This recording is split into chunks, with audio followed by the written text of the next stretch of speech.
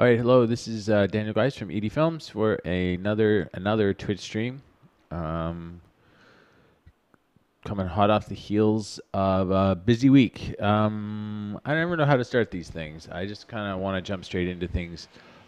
Basically, we are ED Films. We are a animation studio in Montreal. We've been around since, well, for quite a while, 2007, and we're focusing on I can't remember everything, pipeline stuff, experimental, animated shorts, all that kind of stuff, and we like to show our process online on Twitch. So here we are for another one. Now, last time I think we were finishing up this little Walky Talky robot character in After Effects. We were adding shadows and stuff like that. So that's all in. The character's in. Today, for this week, I've been hard at work on the Home for Helmut's Harry Hill, or Return to Harry Hill Animatic, and that's been something I've been working on for a while now. I think I'm on my third or fourth version. This will be the final version before I move into full-time production.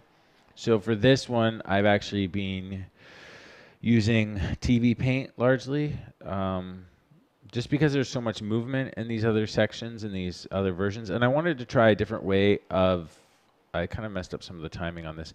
I wanted to try a different way of playing with the actual story and working with it. So anyways, I messed up some of this smoke stuff. We'll fix that later. Anyways, the goal with this is to just try to move a little more, move faster. So I have a tendency to over illustrate things. So using TV Paint, I was able to move faster. I wasn't fighting with the Photoshop's video layers, which I really struggle with, and the onion skinning, which doesn't really work properly. The onion skinning has this weird multiply effect, which isn't actually what onion skinning is like. So this is kind of doesn't care about the background, and the onion skinning still works. It's a little bit of a different interface, takes a bit of getting used to, but once you're into it, it works really well. I'm not doing my camera moves and stuff unless they're animated. I'm kind of just locking everything down, and then I'm exporting at very large resolution, and I'll do some of the editing later. So predominantly, a lot of this scene is it's actually based in a dollhouse type structure, so it's very two-dimensional camera moves. Just pivoting on, like moving on the X and the Y up and down as the action takes place, more like a live stage play. So for this, one of the big struggles is trying to get the timing of all the characters' actions to read properly. I'll probably cut close on some things, but really I'm trying to lock it down to very much just pan and scan kind of camera moves. Really avoid as much as possible multiple camera angles, at least until the climax where the mother changes. But so I'm blocking out all the action as I would say what's normally called like an establishing shot, or you don't usually, these shots are like the master shot, which just shows where everything is. And maybe it's a bit over animated. I'm not really sure, but the point of it is to just get the beats down of what's happening and to help me understand the key of the story. Because I kind of want the scene to play all at once, like a stage play. So having all the characters doing their thing in the stage all at once, and the viewer picks their areas of focus. There's something interesting about that to me, is having this cross section of a house with all the characters in it, doing very little. It's a very quiet film. But anyway, that's where I'm at. It's about 12 minutes long, and I'm just missing a few key sections on it. And oh, hey, Meg Mason.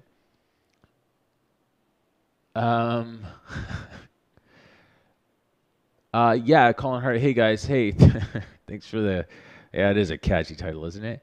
Colin Harvey. Yeah, most of the characters will be the paper style. I'm still debating. Definitely this mom wolf character, who I think I'll make her a lot larger. I kind of have a bit of a different vision for her of being quite big, and almost just taking up a lot of space in the house, and being very crouchy and very like actually more dog-like. But I'm animating her the way I started drawing her. I'm just kind of going with it. But I feel like she'll be a lot bigger and a little bit more intimidating. But anyways, The shield be papercraft. Definitely the three main characters are papercraft, which is the little girl, this girl here, the most grown up girl, and then the mom wolf character. I'm on the fence about the children. So there's three other children in the story, and they're the children that actually end up. Hey, Waseeb, welcome. Welcome to the stream. And hey, you Tim, welcome to the stream as well. Thanks for coming by.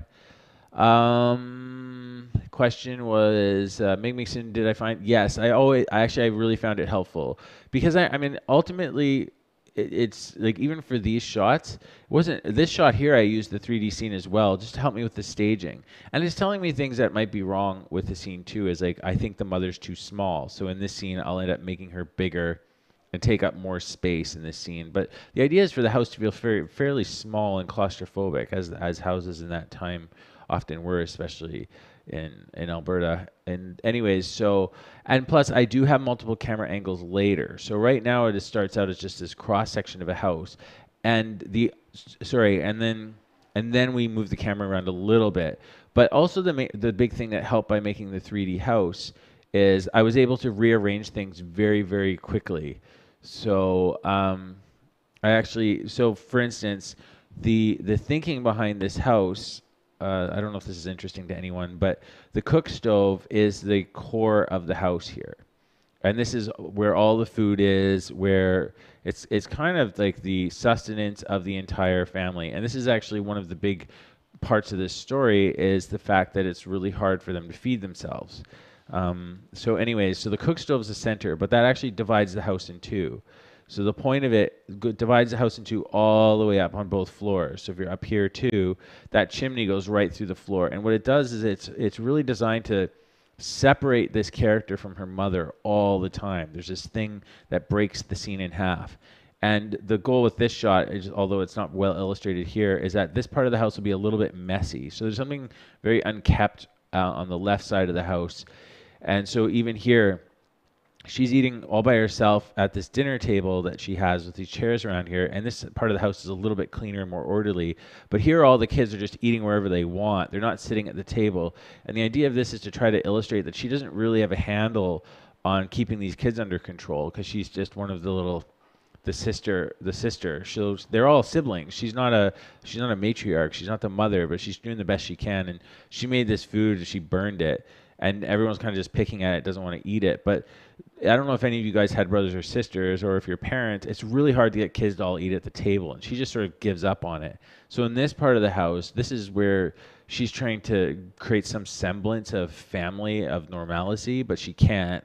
She really can't get everyone else to participate in this. So ultimately, this side of the house is where the children and the mess and everything is. And the house will be more messy and less organized.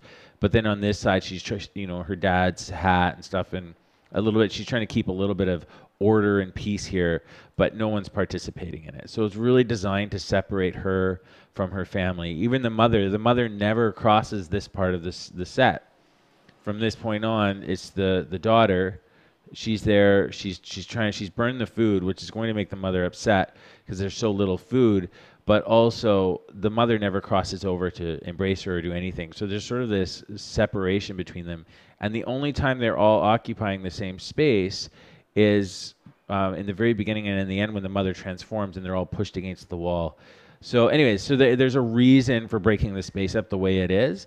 And that helped me when I made it 3D. It really helped me plan that out and get a feeling for how I would stage the whole thing. And even if I wanted to move the cameras, I did play around with moving the cameras a lot. Like there's some here, although this is ultimately just a close-up. Where's my smoke so messed up? My smoke's all pulled over. Where is it?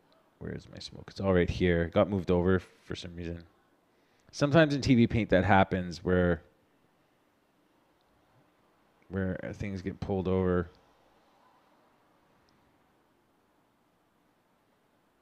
I can't remember where this smoke is supposed to start. I think it's around here somewhere. Yeah, it's around there somewhere. Anyways, I'm just not sure if I messed anything else up because of it. Okay, anyways, so sorry I'm rambling on and on about this stuff. So I'd be more than happy to go through more TV Paint stuff. I'm not really good at TV Paint at all, but it has been really helpful for me to get this going. Also, what did you add? Pachelevic. Yeah, so I'll do more of that with Steve. Yeah, I've written the script for this film, but I've worked with some writers on it as well. Well, not writers, but other people have helped me here and there on the project. So it's been a long project. It started out very different film, a lot more aggressive and a lot more crazy, and since it's become quite a bit quieter. So all this stuff here is there's a few problems here. There's a few frames that have slipped out of order that or they're slightly out of sync. You can see some of the transitions are staggered by a frame or two. Anyways, I'll sort it out, but it's mostly ready. I'm on my last couple scenes. So I'm really enjoying the TV Paint workflow. It's pretty fun. Uh-huh. Yeah, so we'll see when a client comes to us, usually what they say is, like when we did the Brown Bear project. Actually, I can show you if you guys are curious. I mean, I don't know if you care about this stuff or not, but I can. I know what you're asking, so I just don't know how much detail you want me to go into. But I'll go into our archives. I have the Brown Bear project right here. So usually what I get is, so we have the storyboards, but usually what we get is we get a brief, which will just be, for this specific project, it was just saying we need to illustrate these specific science points, right? So there was some very, very specific science points. I'm just gonna make sure everything's here. I think I have a bunch of documents.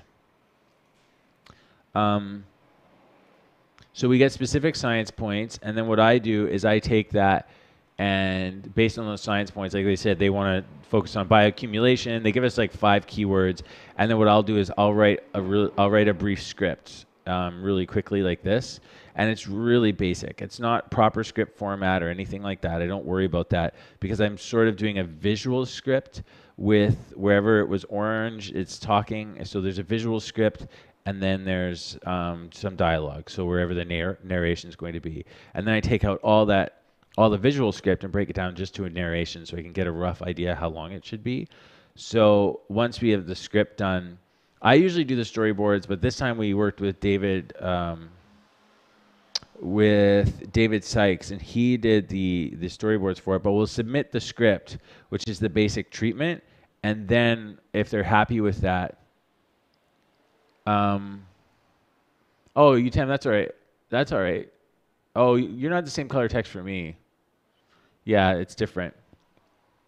Anyways, so then we do this, and this was sort of like a visual script put together, or sorry, this is a storyboard put together.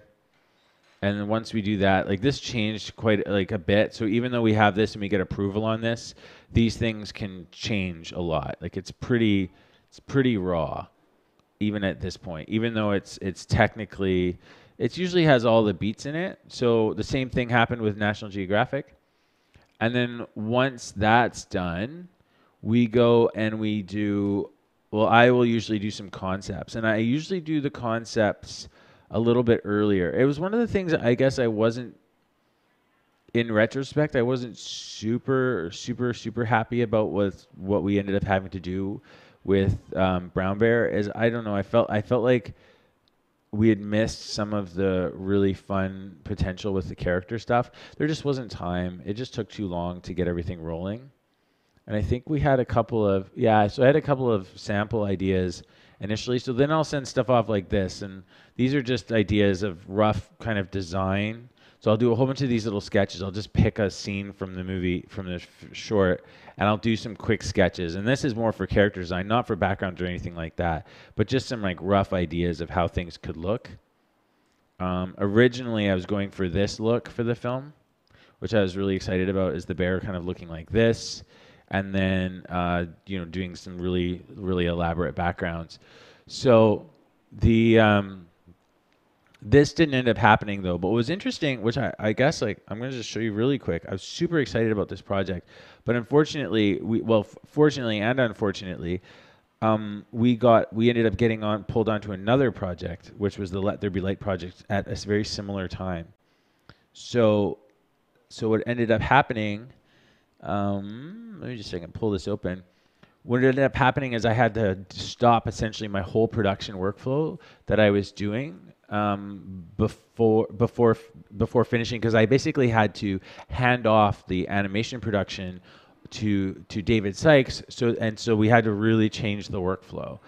And yes, so while I'm with Steve Cressy, while I'm actually getting I will constantly do, let me just do a no light mode here, because character is meant to be flat shaded. I can't remember the button here anymore. Now I'm so used to, what's Control L? I'm so used to 3D coat now. Display, what was I doing? Flat lighting. Okay, so what I was doing with this character is this was before the alpha channels are in. But essentially, I modeled up the character. And originally, he wasn't supposed to move very much. So I was doing him in all these little panels, and he was going to be very much puppeteered. So you can see he's pretty simple. He was going to be a simple kind of 2.5D rig and just puppeteered largely. He wasn't supposed to act too much. And this was based on the actual script. I really had a lot of fun with the design of this bear. I would like to finish this bear in some capacity because it's very different. And yeah. So with Steve, you're asking do I take approval on character design while storyboarding? Yes, I'm constantly, while the storyboarding's happening, I tend to work very organically. So while the storyboarding was happening, I started testing with this guy. I did a bunch of drawings and concept development really quickly. So I usually keep submitting stuff at all times.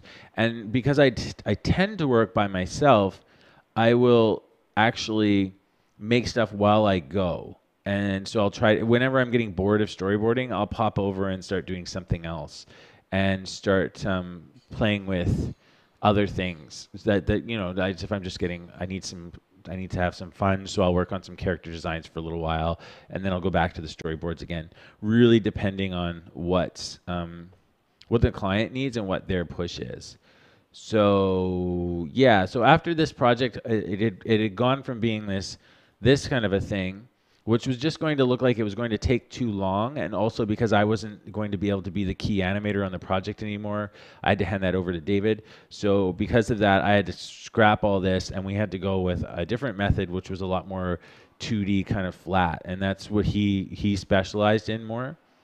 I'm just gonna check. Let's just look at one of these really quick old versions. Let's see if we can pull this down. I think some of you guys may have already seen some of this stuff, but so this method's a lot different. We came to it while working on Let There Be Light, and I came to it and figured out a way to take layered characters that were coming from TV Paint and use After Effects to sort of give them this shading look and not see all their pieces. Like, so he's got an arm piece, a front piece, a back piece. So I was trying to find ways to blend them so that they didn't look so cut out and choppy.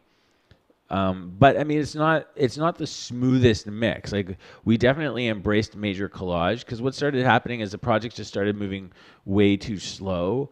And so I had to come in and do a lot more work, and I'm not really comfortable animating with this whole shape layer thing. So I started doing fish and things like that, because fish are super hard to animate in 2D and also to use the puppeting effects. So this guy here is just a mix of a little bit of puppet animation, a lot of little cutouts. So David Sykes did a lot of this stuff. I did these weird little illustrations. Anytime it looks like a different style, it's probably me. I did the backgrounds, and then I did the pixel art stuff, which was super, super fun. And the pixel art stuff, we sort of threw that in. That was David Sykes' idea. He had some really good ideas too. He's really funny. He's way funnier than I am. I'm not a very funny person, so he brought in a lot of good humor and timing in this. But yeah, largely it's a whole big mishmash. But you'll see this does match pretty closely to the storyboards. Most of our stuff ends up matching pretty close to the storyboards in the Animatic. We didn't really get approvals on all the character design because the client's kind of small, and there was no real budget left on this project. We were picking it up from a project that got a little bit dropped. I'm just gonna try to see if I can find some of the. Like, I would send stuff as I finished it and just sort of and throw it in. Some stuff we were on such a tight deadline that some of it I just downloaded 3D models, and then I like this model here, I downloaded it, I repainted it and retextured it and kind of remodeled some of them. I just didn't have time to work out all the details. So anyways,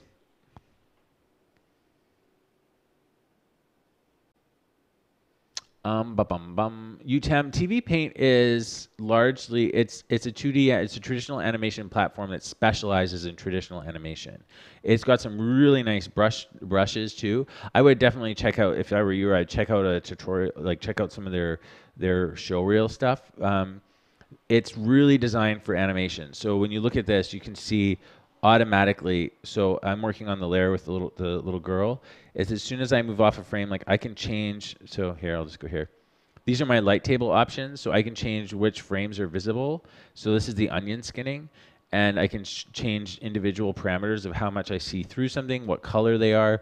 But it's way better than working in Photoshop when it comes to actually animating, because you have a much better workflow. It's much smoother. The way the actual onion skinning work is perfect. It's the way an animation program should work. The fill tools are amazing. They got so many incredible features. They've got some beautiful brushes. You can have animated brushes. So as you paint like clouds and stuff, it will actually animate the brushes. Is there, Mixon, you're asking for philosophically. Oh, and also, what do you mean by the swoosh thing with the eyes? Do you mean in the actual the brown bear animation, or just, I'm curious what you're referring to. If you could just be a little more specific, that'd be great. And maybe this is asking if there's Steve, it's my pleasure. I'm glad you're asked. It's nice of you to ask. I'm glad you care. Is there philosophically a reason not to use existing models and alter them? Absolutely not. There's no reason to do that. I would say it's really just about, I have a tendency to want to challenge myself, so I tend to try to, I'm a bit, I do that with video games too. I'm a completionist, and not to mention I also start the game at the hardest level possible, the highest difficulty level, which I guess, like, it just makes more work for yourself. So when it really comes down to just getting something done, you just have to do it. Actually, in the Let There Be Light film, I'll just pop in there really quick, because I'm working on renders for Let There Be Light right now, which is their humongous renders. I'm just going to grab a scene here really quick. This stuff, it probably won't even play back. Of course it won't. I'll see if QuickTime will play it back. Yeah, it's really about your ego, and my ego, which tends to be a little out of control when it comes to projects. But so for this, I have actually since fixed this scene. I fixed I hated how smooth I made the roof, so I fixed all that. But in this scene, almost all these assets, a ton of them I bought from Turbo Squid. I just didn't have time. I had to populate this whole space and do so much. Like, there's so much little details to make a busy looking shed, and I just didn't have time. So the things I did model and build was actually this little computer thing, this whole thing I built, like the fusion reactor that he was making, and the house. Obviously, I built and painted the house, but all the little boxes. Oh yeah, and these little machines. All these little machines I did, like the little. And there's actually so much stupid details in them. Actually, it might be funny to pull it open. I don't know if I ever showed you guys any of them, but anyway, there's all these little animated little machines and stuff in there that glow, and they have little things on the screen. It's totally dumb, but it is so for 4K. So I made sure that the production quality was high enough for 4K, because you're going to see it. But ultimately, I just didn't have time to fill the whole setup. So it was really important that I found a way to make it go faster. I'm just going to pull up the bow and shed for you, the 4K version. This has become a bit of a show and tell, I suppose. Yeah, Mixon, that's it. That's exactly it. There hits a point where you just have to buy stuff. Like, now, sometimes it's faster to build something than to buy it. But I definitely find when it comes to 3D, 3D is not easy. It's a ton of work, and you're only half started once you've designed it. You still have to model it, texture it, and bring it into the actual program. So this, I'll just show you really quick here. I think it's part 2. This was just such a this scene was massive. So here's the shed. The shed, you can see it right here. All the actual layers. I don't know if I've ever broke down this one before. I think I was so much in the heat of production at this point that I was just in a constant state of panic. And I might have shifted. I'm just pulling the model out right here. There's lots of little lights. Like, I really love Element. I know people say that Element's not amazing, but the quality of rendering you get for how fast, it's insane. So UTEM is asking, learning curve for Maya is pretty steep, and I don't think you don't even have to learn Maya. I would suggest Maya's a little bit expensive. I would go for Maya Lite if you're going to use something like that, or go for Blender. Blender is a little bit tricky to wrap your head around. All the concepts are the same though, right? So you learn one program, 3D program, you kind of know them all. It's more about the fundamentals. So the learning curve for any 3D thing is pretty high. However, it's not necessary to be so difficult. I'm about to do something that will show you eliminate some of the big learning curve problems. We're just going to do some stuff in this next hour here. So just hang in there and I'll show you some things that actually help out that process. Before that, I just wanted to show you this set I put together in Maya largely. But it's also, you can see this is my asset from using Element 3D, and then the rest is all just 2D assets that I've layered around and painted and mixed all together. Again, the nice thing about using After Effects versus like a 3D application is you can see what you're getting right away. I mean, there's obviously some limitations, but I could also get this guy in there and get things working right away. I'll show you the actual the place. So here's the shed right here. And you can see, oh, I don't know if you can see it here, but I did fix the roof. So we'll just open the scene. Yeah, Element's great. I didn't even know you could do unified render yet, which is even better. So this is the shed. So this is inside the shed. Let's see if I can go full screen. Show ambient occlusion. Perfect, cool. Can I make the screen bigger? Yes. Okay. So this is the shed that I built. I hope this isn't too dark. I know it's a little dark. I painted all these materials using Mudbox. But so what I did is for these things. So this thing was all hand painted. I don't know if you can see the wireframes on this thing. It doesn't. I guess it doesn't really quite matter. But see all these boxes and stuff? I downloaded these from TurboSquid, and then I ran a paint filter over them and drew on them a little bit just to get rid of the photographic quality of them. Because everybody, a lot of the stuff you find on 3D stock sites, they're really meant to be photorealistic. So I went and got rid of all that stuff. And then so for these machines here, which is totally stupid, these machines have animated textures on them, as you can see. Maybe you can't, but I made these. I just took pictures from Google and put them on, and then drew around them a little bit, and then did like a smoothing filter and stuff on them in a smart blur, and used a bit of a paint filter to get rid of the photographic quality of them. Once again, same thing with this car. I downloaded this car, which looked like sort of like a kind of crummy, realistic game car, and I ran a paint filter on it, and then I drew on top of it all over the place. Same thing with these rain buckets. So like everything, all these shelves and these two things here, and everything on the shelves is all taken from stock stuff. But the barn and stuff like that and this thing I built, and the lights and stuff I built. But I just didn't have time to fill this thing up. You'd be shocked how long it would take to fill this whole setup.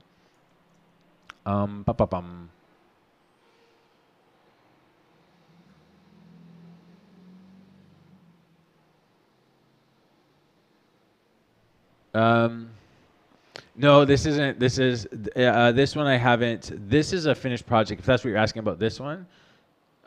Is the film refined concept Iron Giant style? Kind of. So,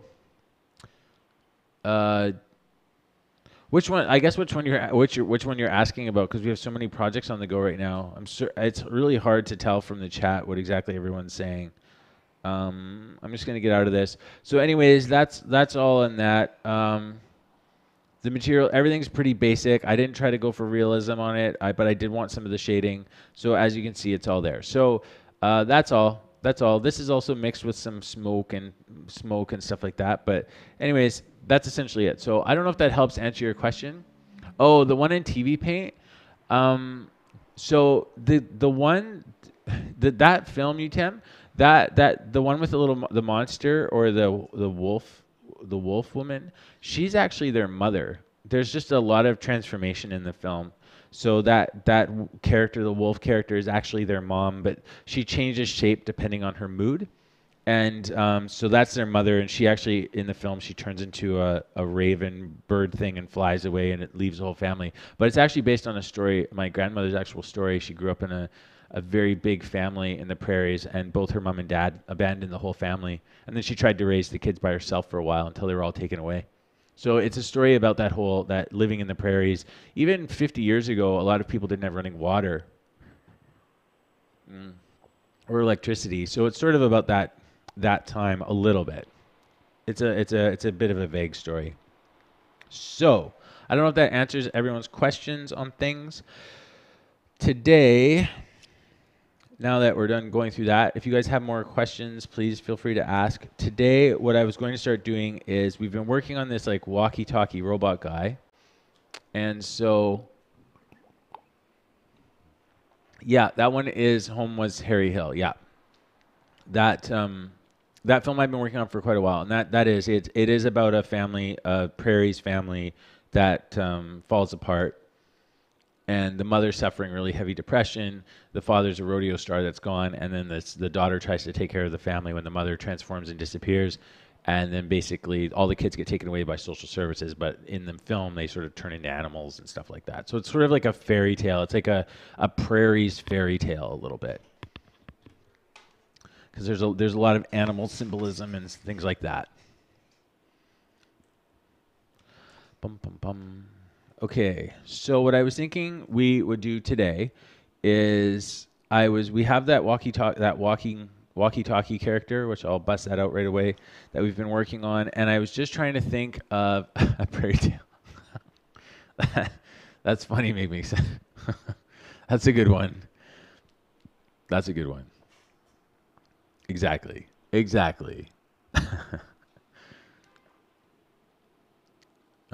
Let me just open this guy up.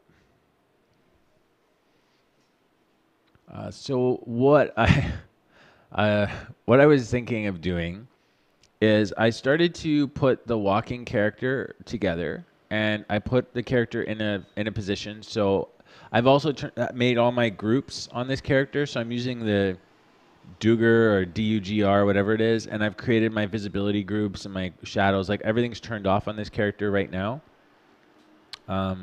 I can turn it back on. I have to scrub ahead for the cloth to settle down. So right here I've set these groups up, and you can turn on and off their visibility. So I've got the cloth, and then I have the shadows, which you can turn on here. And basically what I was trying to do is just set up a scene or a scenario for this character so that we can animate him with a little bit of purpose other than just sort of standing around and waving. So I kind of last night just thought of a really quick little story for the character. Let me just turn the shadows off again and turn off the cloth pieces. I'm just making it so I could turn off everything that was a little bit heavy so that the character is easier to animate.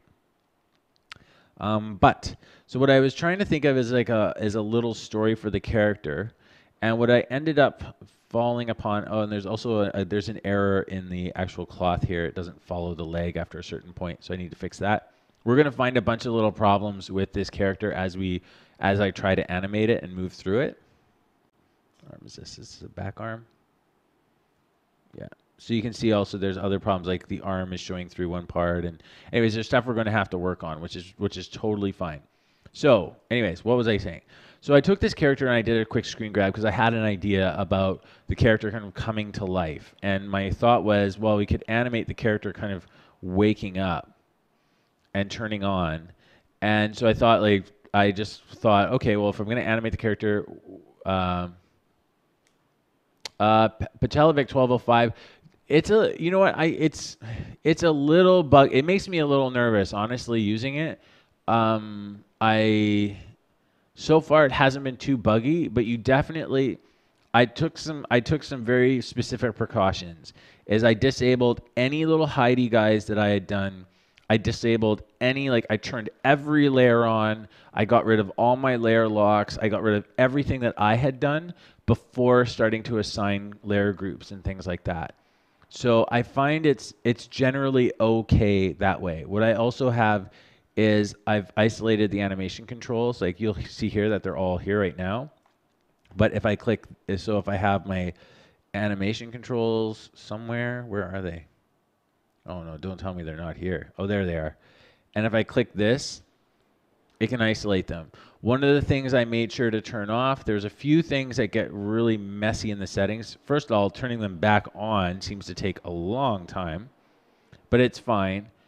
Um, but then what I also did is I went into the settings here and I made sure that when I was isolating, it would hide layers, not use wireframes, and isolated layers would lock. So that was something I set up. UTM, this Dugr or Dugr, what it does is it's like a layer manager. It's where you can do a lot of things to layer groups.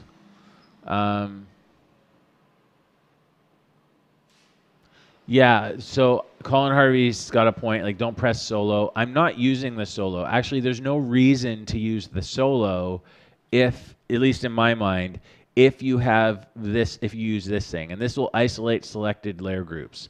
So if I say to isolate the shadows, it will just, all I'll see is the shadow layers. Right now, what I'm saying is isolate the animation controls. And what it's going to do is make it so that when I'm working, all I'm seeing is the controls that can be animated. Does that make sense? So I've essentially don't need to use the hidey guys. There's no point to it. Everything I need is right here. So it's been okay so far. It still makes me nervous. I'm constantly expecting it to break. So I was going to set up my own little script for it, but I'm just trying it out because it's free and other people will have access to it. And I want people to be able to play with this model if they want to.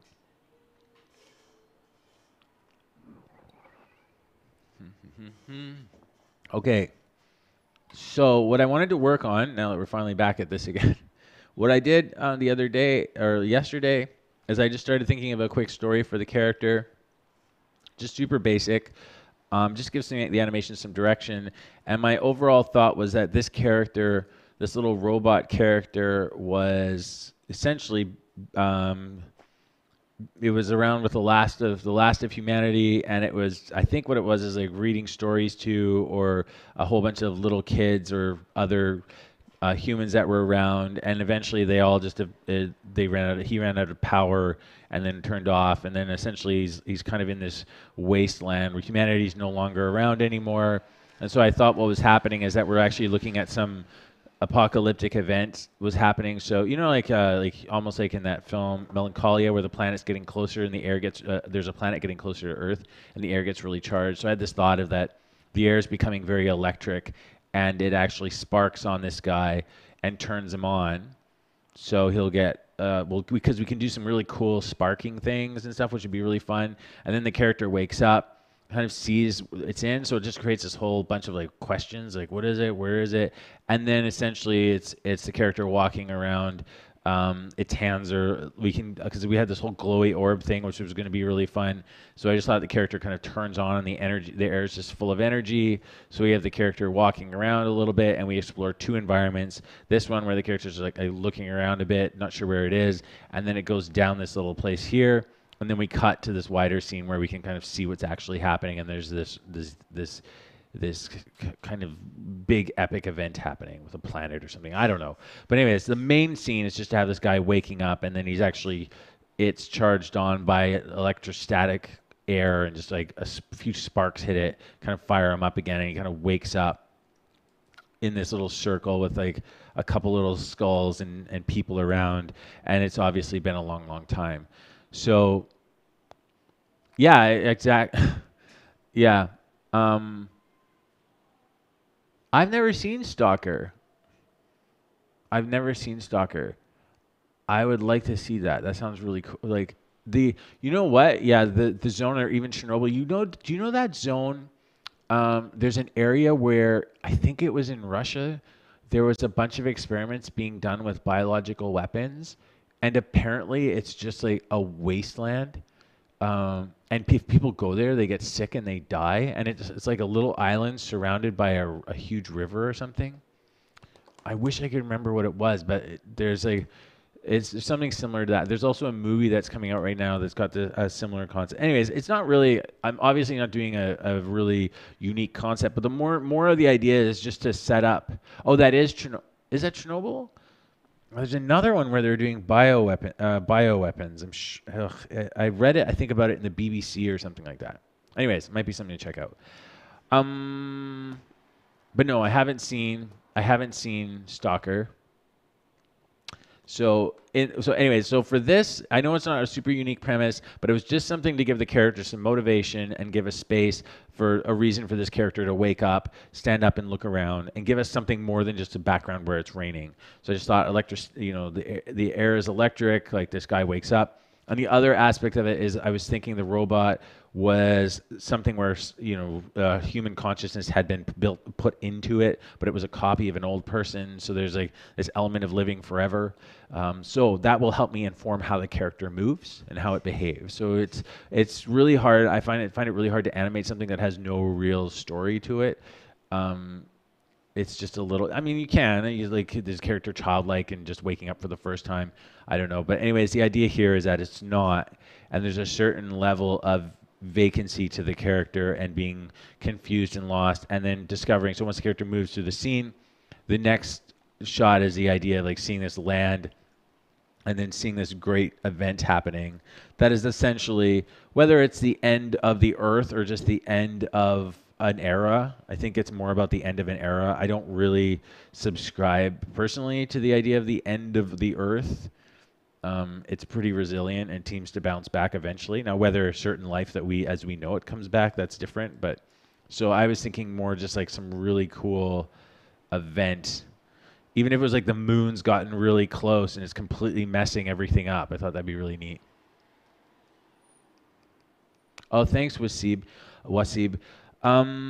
Where do I get my inspiration for this stuff? So a lot of it's my home because I grew up in the forest and I grew up on the sides of mountains and stuff. So that's just kind of where I lived.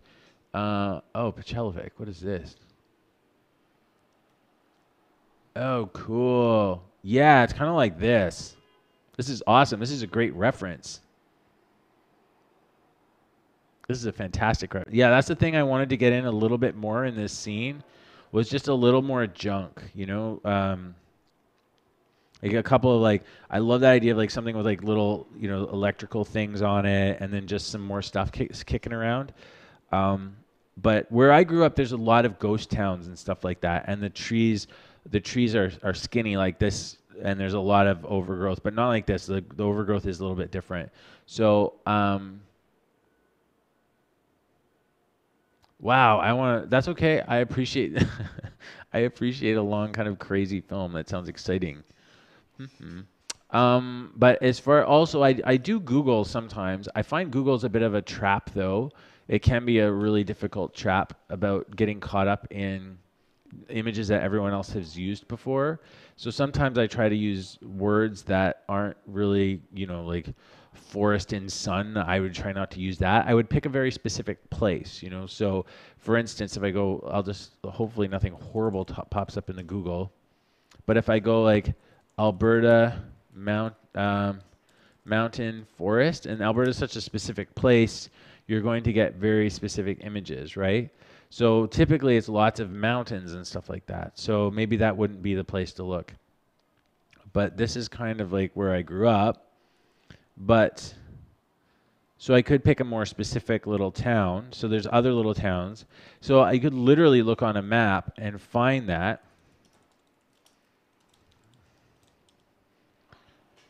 So now I'm looking up a very specific town. It's a very small town that was the town right where I grew up, and I can start to get little bits. The lighting's not really nice, but I'm starting to get a sense of the environment a little bit better, and I can start to see different things. Now, the likelihood of someone looking up these very specific images are a lot less. So you're going to have something that might be a little bit more unique for sure. Obviously, books and games and all that kind of stuff, like the same place everyone else tends to get their inspiration. But a lot of my stuff comes from actually walking and spending a lot of times in the woods. That's why I typically do so many forest scenes. I've spent so much time in the forests. Um, and also, like I'm trying to avoid doing very iconic imagery, things like obviously, come on, like a robot. Everyone kind of does robot stuff, but I'm trying to avoid like big mushrooms and things like that. So this is very much what the forests where I grew up look like. Hopefully we can see this a little bit closer. So Moose Mountain is right behind my house, and this is kind of like, so when you look at this stuff, you see there's lots of moss and green. And now, even though the temperature gets very cold up there, there's just a very, you can see the lighting here. There's some good little areas of inspiration. And the tendency, what I tend to try to do is focus on smaller areas. So I'm just going to copy something really quick. My color is not quite great yet, because usually what I do is after I've done something like this, I'll duplicate it and then mash it, and then I'll start playing with the values a little bit.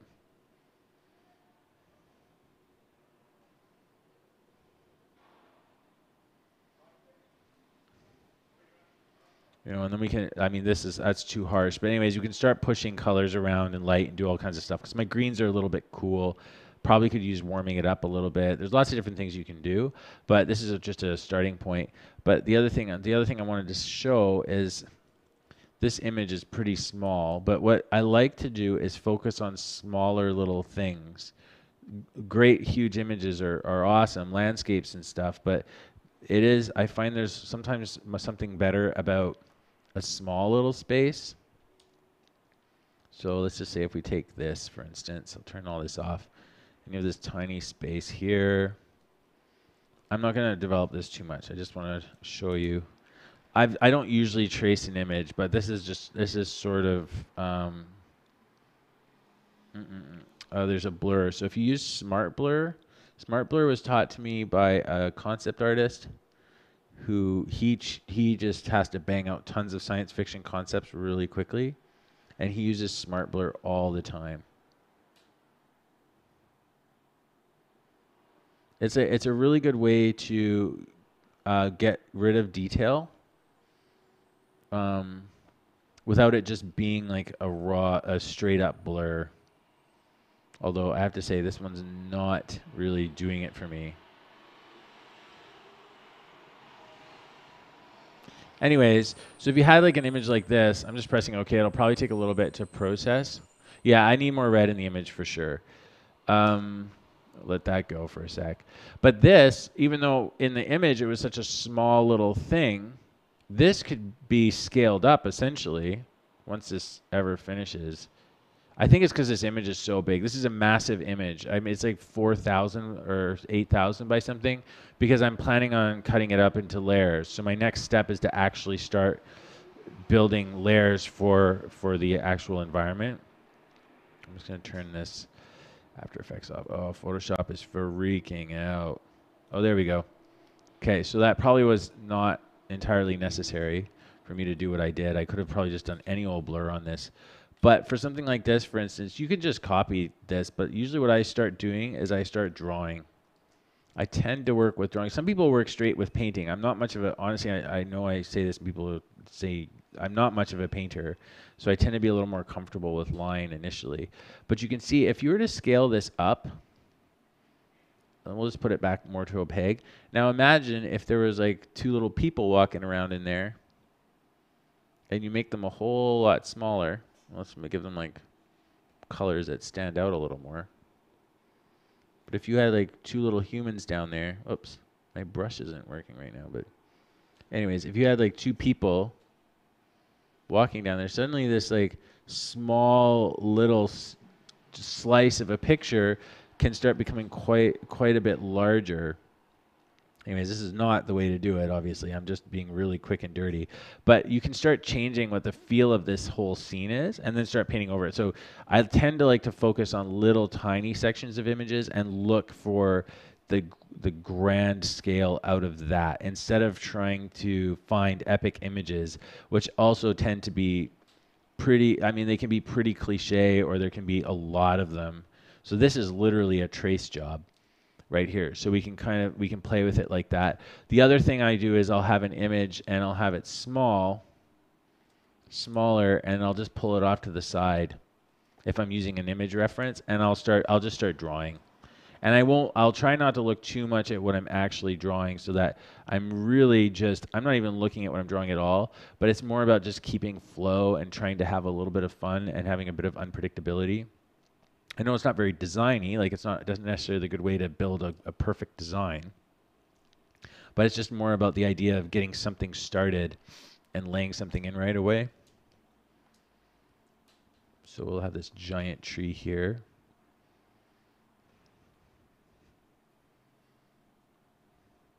And this tree could be just massive.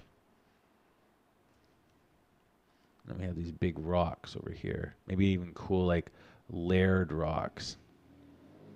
So because I'm not much of a painter, for me to rapidly convey something in paint is a lot harder than to do it with line. So I'm going to make this like a cool ridge. This is where some pine trees, like these will be like my big pine trees, stuff like that. I'm just sort of looking at this section here. So creating some pine trees, and then maybe this dips into a valley here. We know we're going to have some light and dark around here. Maybe there's some smaller trees sticking up here. Want to be careful. I always have a tendency to do this too, is I break up the space too much.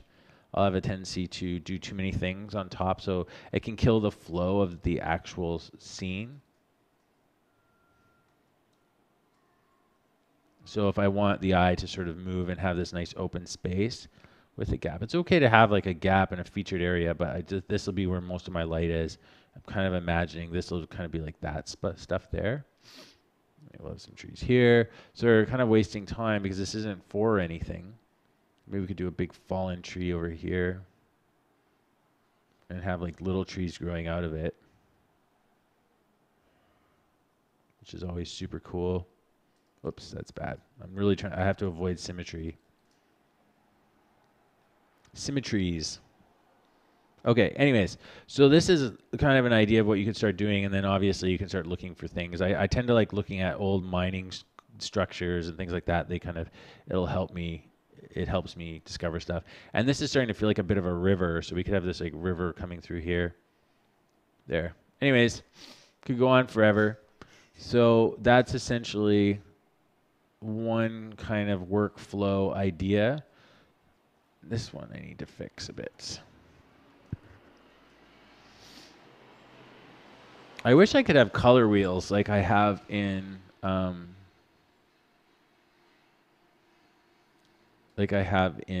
editing. Another way to do things is actually just create a new layer, and you can make it an overlay or whatever. We'll grab I'm using a paintbrush right now. The keyboard's changed from English. X. So sometimes what I'll do is I'll take an overlay and I'll put things at about 50%, and then you can start coloring stuff a little bit.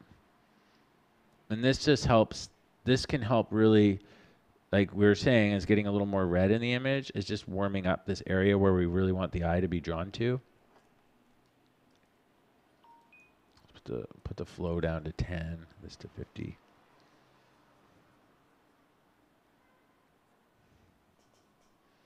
Utem,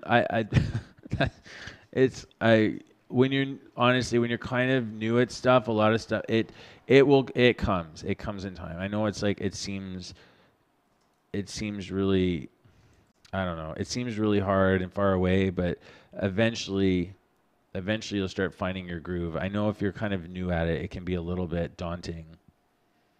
And lighting's hard, but the thing about lighting is I'm still not that good at it, but it's just being mindful of it. That's all. It's really where you want to start, is just knowing it's there. So that's the thing to really think about. And there's a couple of really good tutorials online about lighting. There's a lot of stuff. You can look up lighting and all that stuff. And I feel like it's one of the best ways is just being aware of it is half the battle. Because the worst thing, one of the, like, you know, it's not the worst thing, but the greatest disservice you can do is just not being aware of it. Because not being aware of it means you're not even going to think about it. You're not going to know why your stuff isn't working. Or, anyways. I still struggle with it all the time, but you can see I've warmed this up, which brings the eye a little more into this area. Probably we need to make sure that warmth is conveyed in other places as well. I don't want it just to be this one spot and have it stick out of nowhere. And this sky should probably be a little bit warmer if we're saying there's all this warm light. Kind of have to find the balance between the two.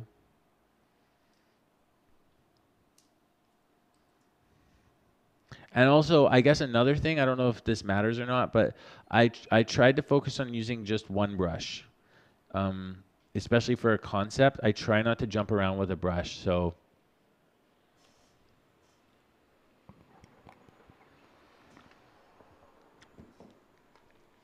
you know what? UTEM, the UTEM Productions, I think, I can't speak for everybody, but for me, one of the keys to a really good sketch is not trying so hard. So something that you're, like, basically what you're saying, it really resonates with me, and I've demoed this idea before, but I'll just show you really quick. Show you something really quick. And it's not going to be good, so don't expect anything good. But if let's say we go to Google really quick, and we'll go, I'm always hoping that nakedness doesn't pop up, but it always could. So prepare yourselves. I hope we're all adults here, just in case. So we'll go portrait. I'm just going to grab any old portrait of somebody's face. So let's grab, I don't know. I want to grab something that has some interest. Let's grab this guy. It's small. It doesn't matter. I'm just going to use this as an example. Okay, really small. One of the things I really, if you're going to get an interesting sketch, and I mean, it took a while before I started getting stuff that was actually any good. I wouldn't say it's good, but it's at least a little more interesting. So we'll take this. I'm going to put this up. This is not the ideal drawing setup. If we go like this. Okay, so we have this sort of pen thing. So one of the things I'll do is really try not to look at this guy at all. I mean, not look at my paper, right? So if I'm drawing here, sorry, things are really slow because this is a huge canvas. So, like, don't work on huge canvases.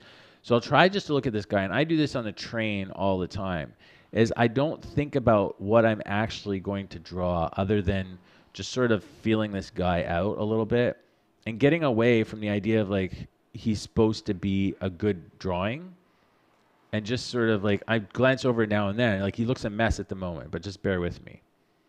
So we'll do this. And the nice thing is as you do this and you're going in it expecting to make a throwaway drawing, which could very much be the case, right? But I'm trying to move. So a lot of things when people teach you blind contour, they'll teach you to draw slow. Like, you do this, like, slow process. I find that too boring. And for me, I want to be able to do a general blind contour pretty fast. And so, like, I'm going to have proportion problems. It's not going to be 100% accurate. But what's cool about this is for character design, you get some really interesting shapes really fast. So there we go. So I did this guy's face. It looks a little garbagey, right? It's not great. But now I'll create a new layer. And also, I'm going to get rid of this, my reference, so I don't get too hung up on trying to, like, bring that back to life. And this is what I usually do in my sketchbook. So when I do this in my sketchbook, I usually do this with a colored pencil of some kind. So let's say it was blue or something, or sometimes I just do it in black and then I just fill it back in. But so then now I have black, and I'm just going to grab, like, what do we want to work with? It depends on how you want to work. I tend to, like I said, I work best in line. You could work with structure at this point if you really wanted to. If you start with a gray, You could start working with like going lighter for things, like picking where you think your light's going to come from. But right now I just I think what I want to do is define this guy's form a little bit better with some black lines. So I'm going to grab one of these, I guess, from the Kyle T. Webster. We could grab any one of these really. And I'll just start, like maybe I don't know about his nose, but I'm just going to pull this in and just start doing some stuff. Let's get him back a bit. Maybe I may pull my reference in a little bit because I did deviate pretty badly, especially on his nose. And this is like, especially if you're kind of new to anatomy, you might have a little more trouble knowing what you were trying to do or what you're trying to capture. But so I'm going to just take this guy. His nose should be way out here, but I kind of like this weird wide head looking thing. So again, I'm just trying to move super fast and not get too caught up in any of the details at all. And probably it shouldn't even be this zoomed in. And also, like, another thing to think too is these cool structures. Like, you see how this, like, there's this almost this roof over his eye. I kind of want to capture that feeling a little bit. So I'm going to exaggerate that. There we go. And this is sort of tucked in there. And then there's these cool wrinkles that come off of it. But the thing that's neat about this is I'm not actually going to draw this guy. I'm going to get something that's quite a bit different because I have my really messy contour drawing that I did that has changed the entire structure of his face. I might want to fix his nose a bit. Let me just, so it's a little more centered. Erase this off. My eraser is not opaque enough. There we go. Okay. So we'll just fix this nose. This is kind of a ball thing here. Go in here and kind of do these eyebrows. Again, moving super as fast as I can. Try not to think too much about it. I'm not trying to think about anatomy or anything. Just really trying to focus on form, like just line. And I'm not an art teacher. I never took this stuff, so I can't say this is the way to do it. But it's definitely, I find I get my most fun work this way. I have a lot of fun, and I get cool shapes. Like the whole Yonzi guy I did like this, like really fast, based on a person I'd drawn on a train really quickly. But by doing this so quick and not getting too hung up on it, I'm going to get a really interesting character. You know, the anatomy's wrong. This ear is way too close. Obviously, these eyes are way too small. How we're going to deal with his nose, who even knows? There's literally pun. Anyways, so I might fix this ear a little bit, get it more where it needs to be. It's definitely a bit too close, but again, I'm just going to try to move really fast. Sorry, guys. I hope this isn't so utterly boring. Got a bit of a square ear thing.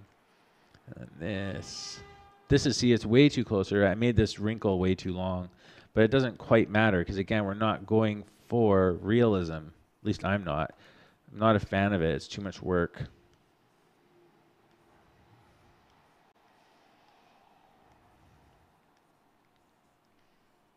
And I just want to get the flavor of the hat. I don't want to spend too much time.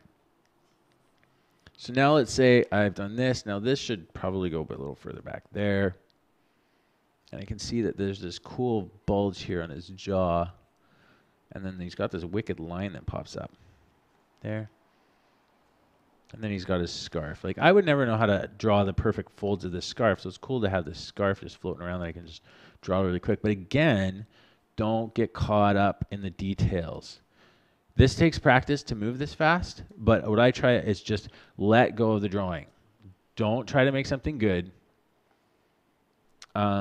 Just go with the drawing. You know what, Tem, I'm pretty bad with architectural stuff. But you know, this method I'm doing right now helps me with all that stuff too. I can kind of show you. I can show you in a second, but so we've got. So okay, so this is my version 2, right? Now, if I want to get like all show-offy and really start taking this thing to another level, so I've got my structure. This is pretty much masked in.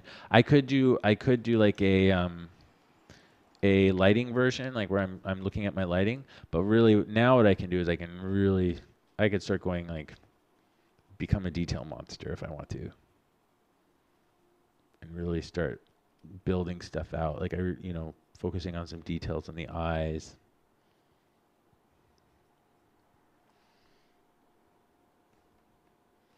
And then in here, if you are a fan of the methodical drawing process, it would be in here where you can really start adding all your details and start making this bringing this character to the next level. But you can pick how far you want to go with it, right?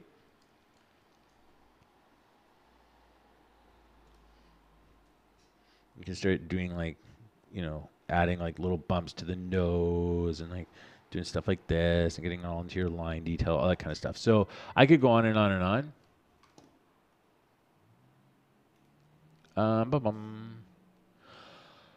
on. That's a good question. Do I follow these things? Thank you for sharing this.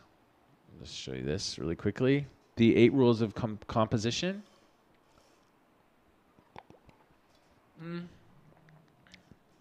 I think, honestly, I think I must.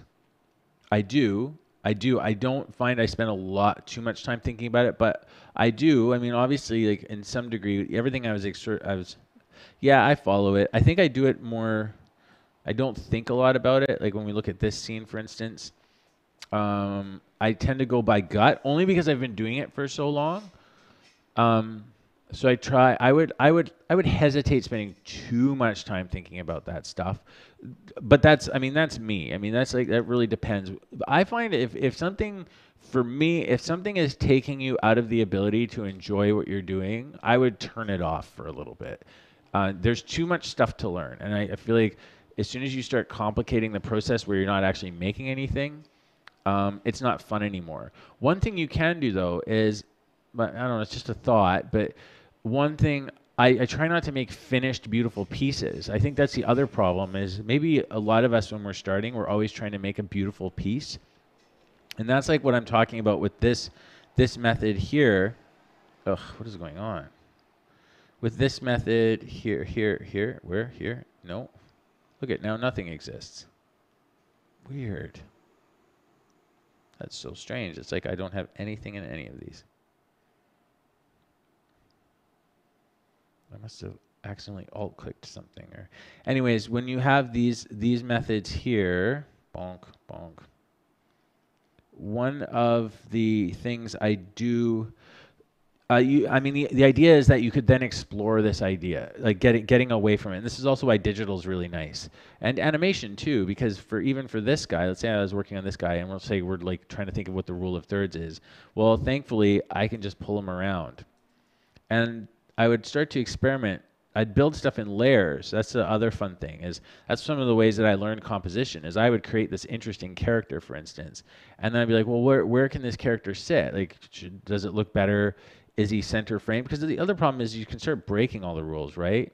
Like people say, don't compose things in the center, but a center thing.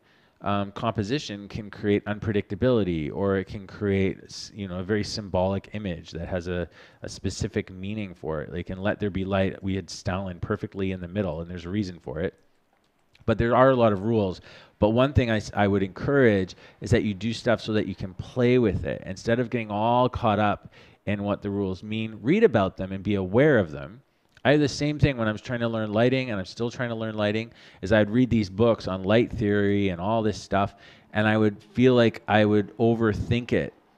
But the problem with it is like, that's what I'm saying, is you just, in my opinion, to be aware of the rule is the most important thing. Not to always succeed at implementing it, and not to create a whole bunch of homework around using it, but to be aware of that rule over and over again. Like, there's the same thing with eyes, the same thing with anatomy, is you're always going to forget over and over. Like, I can't remember how a shoulder is, but, I thought about the anatomy several times. I can touch my own body and sort of look at it, but the reality is that if I do it enough and enough and enough, I'm going to start getting certain things. If I'm going to keep referencing it over and over again, I'll start to keep some stuff, but some stuff I really won't, and I just have to be okay with that, and not immobile, make it so I'm incapable of doing something because I'm worried about getting it wrong. So I don't know. Just be aware of it. Like rules of thirds and all that stuff, it doesn't mean a composition's bad if you don't follow those exact rules. They're just like a good starting point. But I wouldn't even use those as a starting point. What I'd maybe do is like, maybe you draw a really cool tree, and then you draw a really cool character, and then you can just like drag them around and position them until you're sort of they feel good, or grab it, rotate it like this, and then like, oh, I don't really like it there, let's try it there, or like, let's tip it, how does that feel? And just experiment. I mean, that's the beauty of digital, is that you don't have to start all over again every time. You can kind of just build something and then start playing with it, and learn your composition. Like, what is the storytelling? So, what is this shot versus if we get rid of this and we turn them into like a bus window, and then there's just sort of like a tree right there, and maybe we can see this. That's a different composition than having the bus window over here and we can't see the tree, or like, so what becomes more the focus is internal in his head. If we can see something more here, for some reason it feels like we're looking at something he's looking at. Swifty, do I believe anyone can learn to draw? Yes, I think anyone can learn to draw, because drawing is like spelling. However, I don't think anyone can learn to enjoy drawing. There's sort of a different... I think it's very possible for anyone to learn to draw, but the thing is it requires... like I have a hard time, and I'm still figuring out the idea, but I don't really have a specific belief in the idea of talent. I think, or being gifted. I think that there's aptitudes, and you have things like, the biggest thing for me, and I can't speak to everybody. For me and some of the people I've known and worked with in my life, is if you have an aptitude towards something, you're going to experience a little more success in it, right? So your ability and your willingness to stick to it and keep trying it will be higher than someone who's constantly struggling all the time. So, for instance, like, I'm not traditionally a good drawer. I'm not a good drawer, but I'm sorry you have a bad connection, Steve. Well, yeah, just check it out later for sure, if you want. I don't say anything that insightful, but okay. So I'm not a good traditional drawer. Like, I have a bad memory. At least I'm lazy with my memory. I can't remember anatomy very well. I also I'm not good at design inherently. So what ends up happening is, when I go to art classes, people accelerate beyond me like crazy. They're better than me at everything. It always feels that way anyways. I thrive a little bit in the beginning because I have experience, but very quickly, that when it comes down to just being proficient and skilled at something, I fall off the wagon pretty fast. So like, it's I think you can learn it, but it's definitely not fun. It's not fun for everybody. I'm sorry. And I think too is, I don't know, Swifty, do you draw? I'm curious if you draw at all, and if you enjoy it. Because it's definitely, I don't know, drawing is not always fun, especially if you don't thrive at the way you're taught to draw.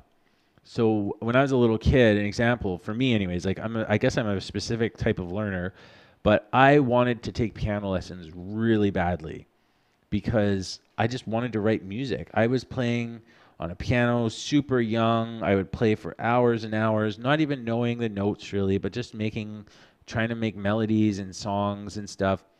And I thought that when you went to piano lessons, what would happen is you would get to write songs, and the teacher would sit with you and help you write songs. Of course, the reality I was faced with was very, very, very different. What I quickly learned is that that's not what lessons were. Lessons were about learning your scales and learning all the technical stuff. And I feel like art is often approached the same way. I personally think there's a better way to do stuff. I would say, for a student like I was, obviously hindsight, but for a student like I was, it would have been better to spend time learning a scale and then saying, okay, go write a song. I mean, I think art school does that. You learn some techniques and stuff, and then they say, okay, go work on your own thing. Music school can be much more like, if art was music school, or like, piano lessons as a kid, it would essentially be learn how to draw a hand by drawing a hand a million times over again, and never make your own hand. Don't design a character. Don't do anything. Just draw this hand. So that really killed my enthusiasm for learning piano. So also how you learn is important because you have to be careful of getting too worked up in what works for other people working for you. Because if it doesn't, and you start to beat yourself up about it, and then all of a sudden drawing and everything else becomes a big negative experience, and you're just feeling like you're constantly failing, that doesn't actually help you learn. Well, I don't, Swifty. I guess like the question too is like, what kind of stuff do you want to draw? And I think that's the thing is if you look at a lot of the YouTube sites where they teach people to draw, they're really popular, but there's a huge fall off for drawing. It's just like going to the gym or something.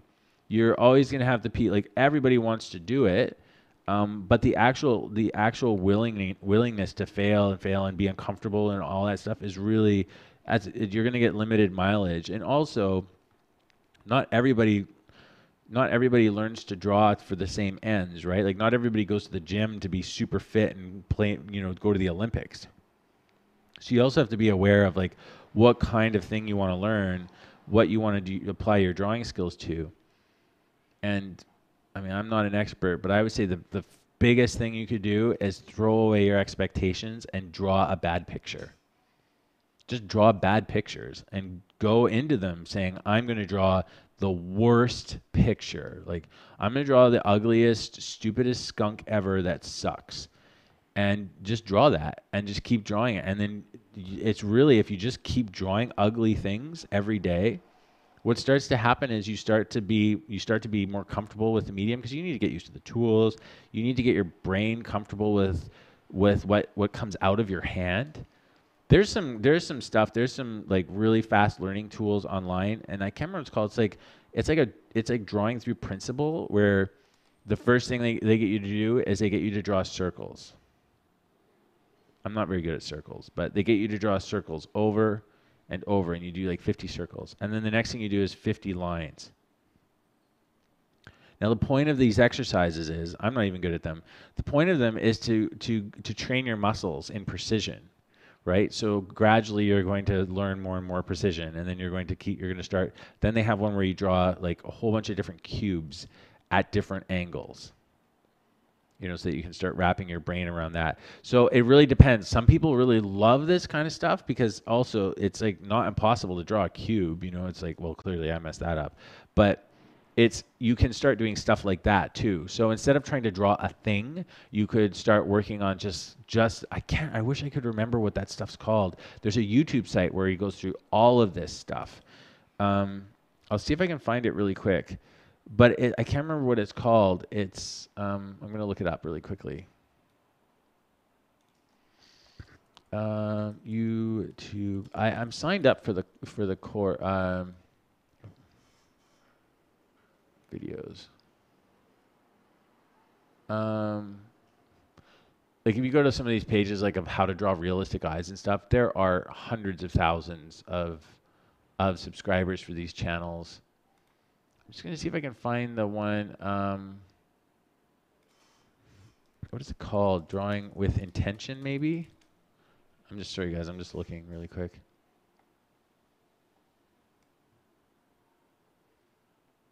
I wish I could find this guy.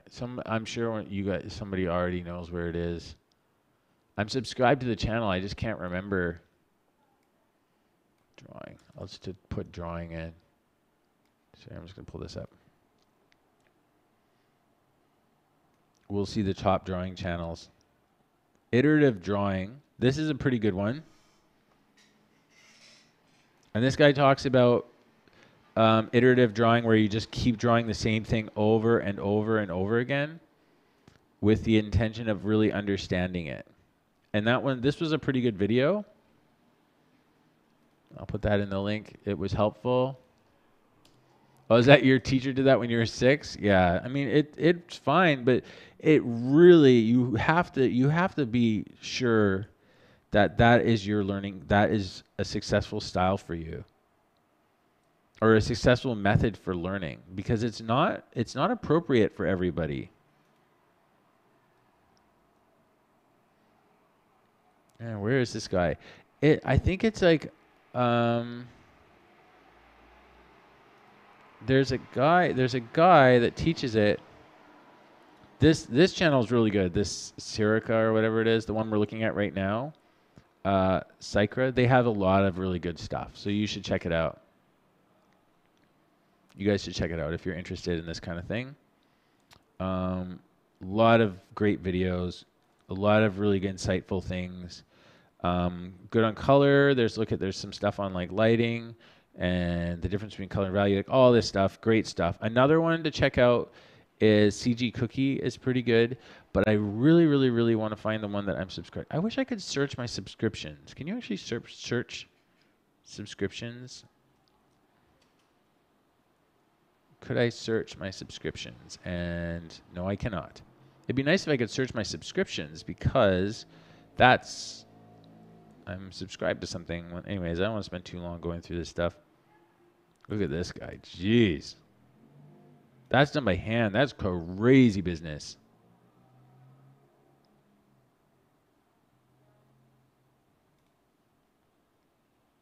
So it's colored pencil. Oof. That's heavy duty. I imagine this would take a long time.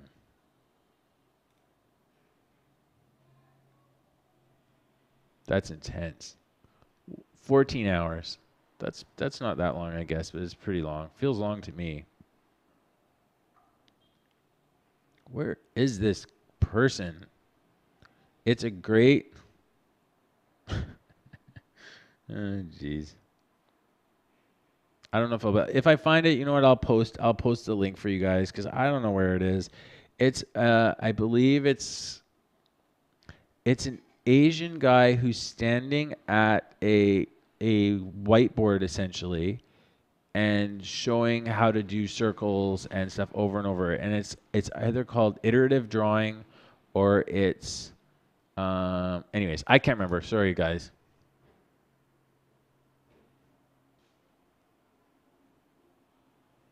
Oh, Utem, I'd like to see that.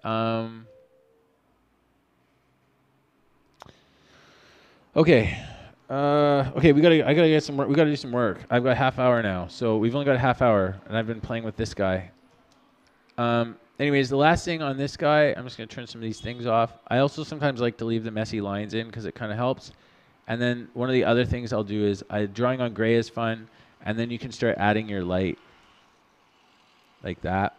But once I've got my line, I know that line is a big faux pas in painting, but sometimes what I like to do is I have a good painting brush. We'll take version 3. You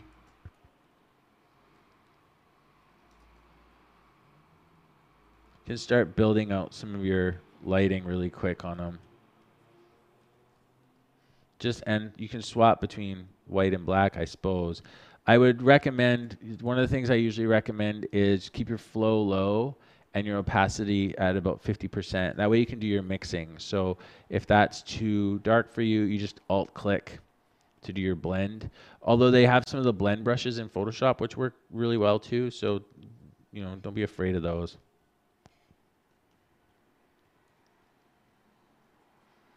I'll just paint this in really quick. Not sure. You should be thinking of where the light is coming from. So I'm being a bit, you know, a lot of the most compelling light is off like you don't go for direct lighting. Let's say the light is more, like if we have this ball here, we'll say the light's coming from over here more and a little bit from the top. So this right here will be our brightest. This will kind of be our sky lighting. So it'd be our second brightest, you know, our 50%. And then everything after that would just kind of fall into darkness. The darkest point being points of intersection or the direct opposite of the existing light. So let's say, for instance, I'm making this guy edge lit by a window. I'll put this like pretty dark over here.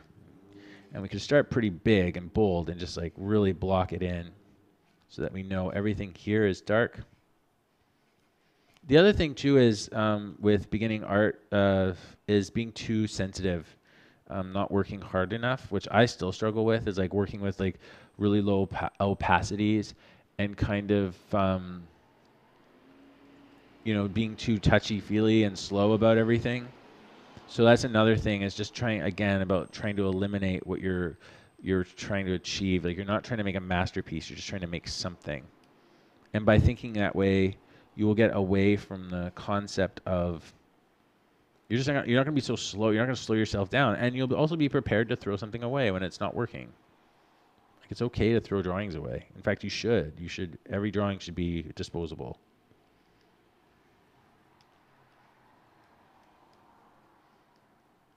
So I can either play on here or sample from here. I tend to like to work black and white because I suck at color. I suck at color out of the gate, and then I have to sort of find it later. Whoops.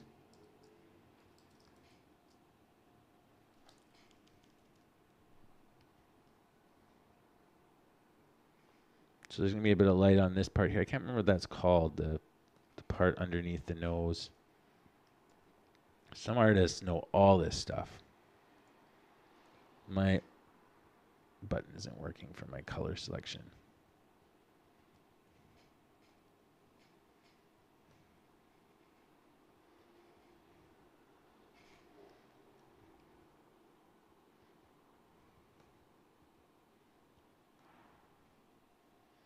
So back here, we'll never get to the full white. So avoid using pure white over here.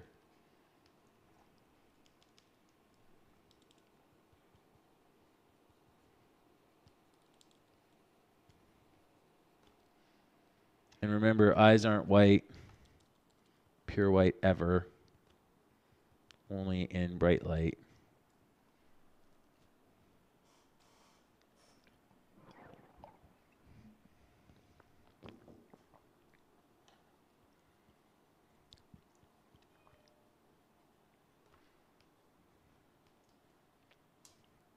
Okay, I want to stop on this guy because I want to get to, we have to get to work making a background really quick. Because I wanted to put that little script together for that character and then just start building an environment for him. Anyways, there you go. There's obviously flaws, a lot of flaws in this drawing, but that was never the point, was to make anything finished. So any positives that come out of this drawing are a little bit of a happy accident.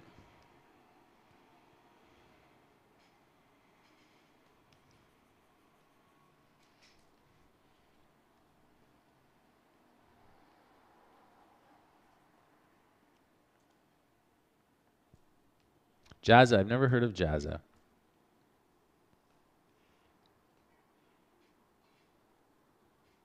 Okay, I gotta stop. I'm getting out of hand, just painting away.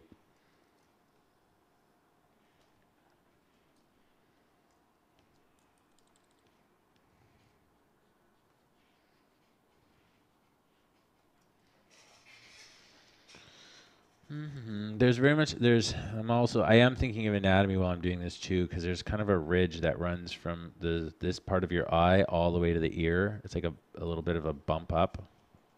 So there's a bit of darkness underneath, and then there's going to be a kind of a light spot on top. Anyways, it's not a perfect face by any stretch of the imagination, but again, it's a caricature. It's not like cartoony caricature. It's sort of, I think I lost the picture of the guy's face anyway. But that's just one of my processes. I do that a lot with my designs, and it helps me move pretty quickly and make lots of different things, and also to avoid cliches, stuff that tends to look like really Disney, or there's a lot of stuff that I see that, especially on Instagram, and a lot of it looks like characters from 101 Dalmatians. So or it looks like what's it called, Steven Universe and things like that. So in an effort to avoid, there's a lot of people that are just good at that. I'm not good at that stuff at all. But also, just to avoid it, I do stuff like this just so that I'm looking at someone for real and I'm doing something really loose, and then I get a kind of a unique design that could suggest something. And then once I'm all done, and let's say I was happy with it for whatever reason, I'll just smash it all together. And then what I sometimes do is I'll use the liquify tool, which might work really slow. Might be a bad idea because it's such a huge composition. Yeah, this is way too big. I'm going to cancel this. I'll press a new one. And then I'm just going to put a gray. Okay, and then I'm just going to make this image like half the size. It's way too big. There's no reason for this image to be that big. Don't work that big because it's really slow. I was working way too big. But anyways, what you can do once you're happy with it, or in general, and if you got some problems you want to fix, and you can do this along the whole process, is I usually grab just the liquify tool. And I'll bring my brush size up. And let's say I wanted to fix the eye a little bit because it was too weird or something, and then maybe the nose needs to come over a little bit. I'll just start pushing things around like that. You got to be careful because sometimes it kills the whole essence of the design.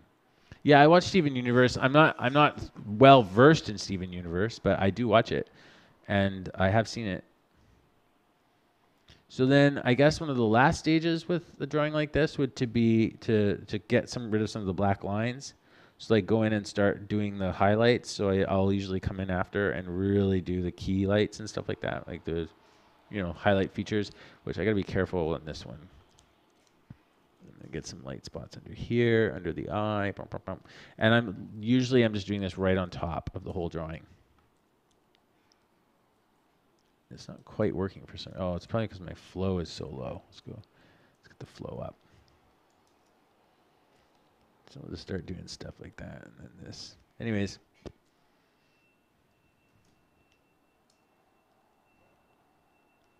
And you can look at reference. Like the other thing is, do look at reference, but just don't always make it the same face you're working on, because then you could just end up copying what's there. There's nothing wrong with that.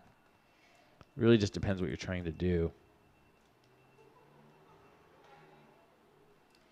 Anyways, all right. So let's now that we only have 25 minutes, 25 minutes left for the actual thing I wanted to do. So we've made a character design. That's fun. That character's all done.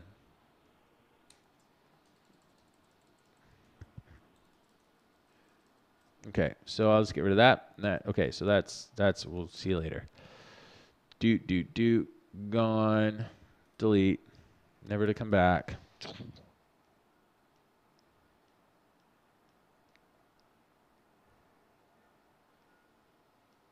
Okay, so what I did want to do is I want to start looking at how can we build this set and what's going to actually happen in the scene. So I want to start figuring out how we're going to do it. I was thinking we might use like a cool combination of element mixed with the character. So since we have some like rocks and things like that and trees, we might want to round them out and do some stuff with them. So I thought we could maybe do a technique that we've done before and kind of paint those things in and do it like that. The other thing, not that means anything. The other thing I wanted to do is like, what is the strategy here? So we could use Rebel, which is, the Rebel would get us a look that kind of matches this character. So it'd be a watercolory look. I need to fix that. As you can see, there's an intersection point I need to fix there. Anyways, so a watercolory look mixed with the digital art. So that would be totally fine. I need it to hold up. It needs to have some integrity because we're going to be at a medium shot like this. So let's just tab this out. And so what I wanted is that the character's hand is like on this little skull or something. So I need to start breaking this up into like, what are the chunks? That's one of the harder things about doing this kind of stuff, is figuring out what are your pieces and how are you going to break up the whole drawing, because it's going to have to be layered. Otherwise, there's no real easy way to work with it. So essentially what I need to do initially, I need to first off design the area where the character is going to be sitting and figure out how many layers is that going to be. Now we could just build it in 3D. I'd prefer not to, because that's just a lot of extra work, in my opinion. It's a lot easier to paint a thing and then give it a bit of a 3D-ness than it is to build a 3D object and then paint it, in my opinion. I might expand so right now I'm finding I might want to bring things back a little bit further just in case. So these paintings just get bigger and bigger. Okay, and let me just check the scale really quick. So we're at about 5,000 height. Now this is pretty good for. This is pretty good. Hang on, this is good for more than 4K. So if we were 4K, and let's just check. This is how we sort of decide how zoomed in we want or how big we want to get. What is all this stuff? Why is this all here? Should be here, here. two toolbars. Okay, so this is, I don't have the navigator, but I can't remember. We're at 100% here. So this is pretty good. This is how close we could get if this was a 4K production. This is how close we could get to the scene and have it at full resolution. So I think that's more than enough. But if I was only going to be a 2K production, this is how close we would get. So I think as a 4K, this is as close as we want. I just have to decide this early on because it's really hard to scale artwork up and down and maintain its visual integrity. Even down, because what can happen is you start losing all your brush work because everything gets squished down, and so you start losing that detail that you made.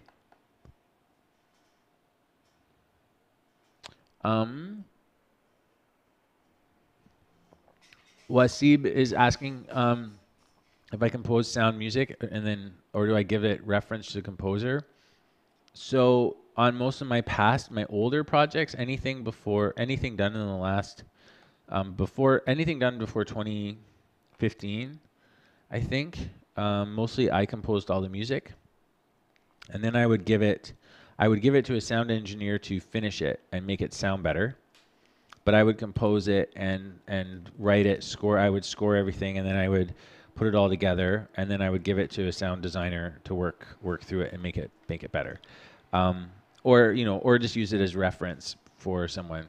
Composers can be expensive for sure, and I have some experience in that kind of stuff anyway. So often it was just the only thing I could really afford was to just do it myself.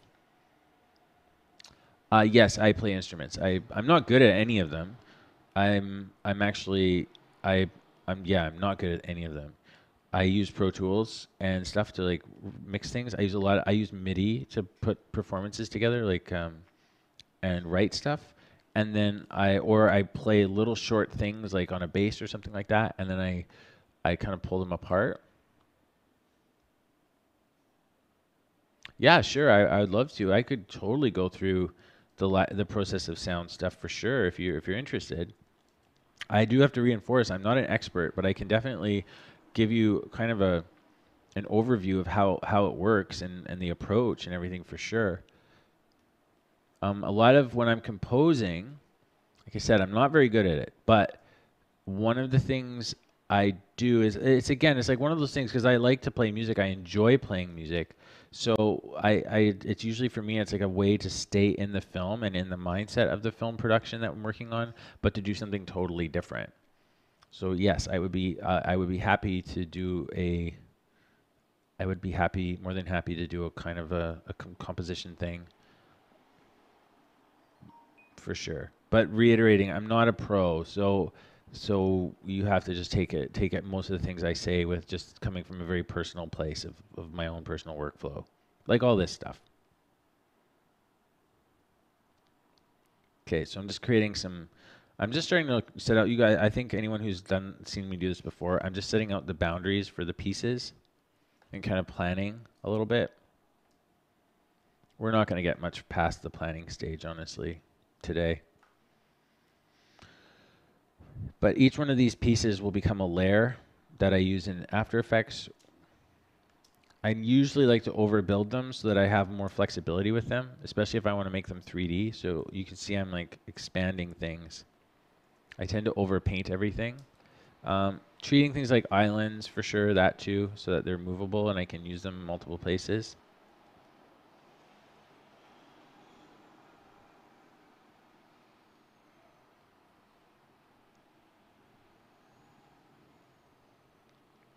I should also.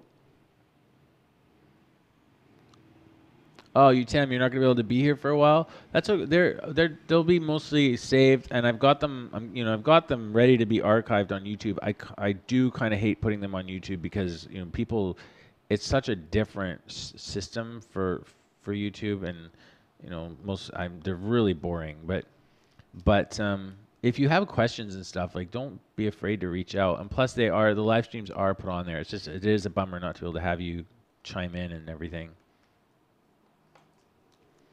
Something I have to be careful of is over creating too much form. I always have a tendency to put too many structures and not having enough like quiet spaces. So I think that's really important when I'm designing these segments, that I allow them to have some quiet space. Utam, what school are you doing? What course are you taking?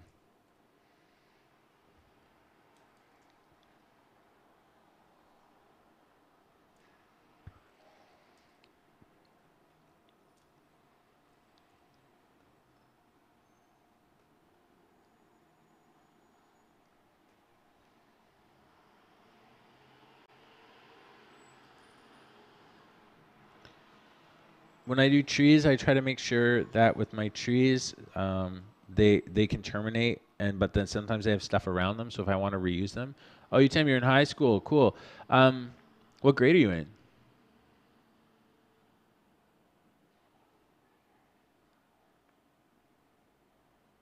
Oh, mixing, that'd be amazing. If you're actually interested in doing that, for sure. Anybody who's interested in that, I'm more than happy to give them access to the account so that they can help out. Because as you know, I have limited time and resources, so I'm totally happy with that. There's nothing secret, you know. There's no, it's not like my credit card numbers on the channel or anything. So we could definitely play with that, and you can download them and tweak them to your heart's content to make them more useful, because people want them for sure. So that's amazing. That'd be amazing if you're interested. Now, obviously, I wouldn't expect not going to say expecting a whole bunch out of you. So I will. I'll shoot you an email. That's awesome. I appreciate that offer. That's brilliant.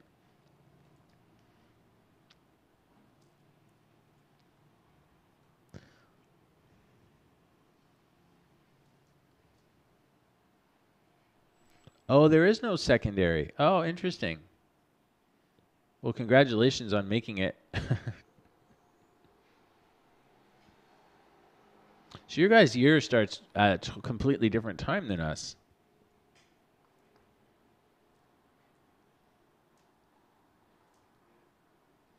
So these will be my tree layers. So what I'm thinking of doing is painting these trees. I'm not sure how the best method. I might do them in Rebel, but I'm sort of plotting out. If I turn this off, you'll see I'm kind of plotting out the pieces. So these would be my tree, a couple of tree pieces. I will try to keep them independent. I tried on Let There Be Light to paint all the trees stuck together.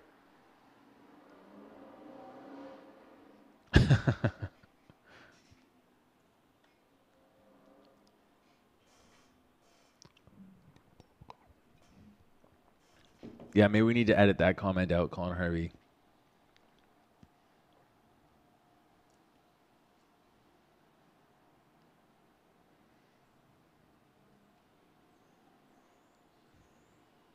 I try to keep myself under control on this stream, not swearing or anything like that. Okay, so here's another tree. So I'm going to split this up to a few different layers. I really want to make sure, one of the things I always have a tendency to do is, like I said, add too many objects. This tree, for instance, too, is also a little bit too in flow with everything else, so it might be better to turn it more like that. Maybe give it a little chunk out like that, break it down a bit. So what I was hoping to do with this, which might be cool, is take this and segment it up like we're doing right now, and then bring it into, export our layers into Maya, which could be any program you want, and actually sculpt it a little bit and give us a little more to work with. Just like I was sort of doing with the element one, and kind of play with the idea of giving our terrain a little bit more of a slope and a feeling to it. Utem, where's this folder? I'm sorry, my brain's a little distracted. Also, when I'm doing these little islands, one mistake I've made time and time again, which I always regret, is doing a whole thing like that. Doesn't work. The best thing to do is terminate it down somehow, because every time I do this stuff, I'll do like something where I bring it all the way, and every time I've regretted it, because the piece is not as useful as I need it to be. So it's really good practice just to terminate. So in this one, I'd probably create multiple layers too. So this would be another, because I need enough depth that I can create a bit more form. But if we're going to bring it a little bit into 3D, I don't need so much that I normally need where I'm really filling it up. I'll try to keep this a little bit simpler. Okay. And then just hang on. Just bear with me for one second. Just hang on 1 second. We're going to wrap up in just 10 minutes here. But I'm just going to give me 1 sec.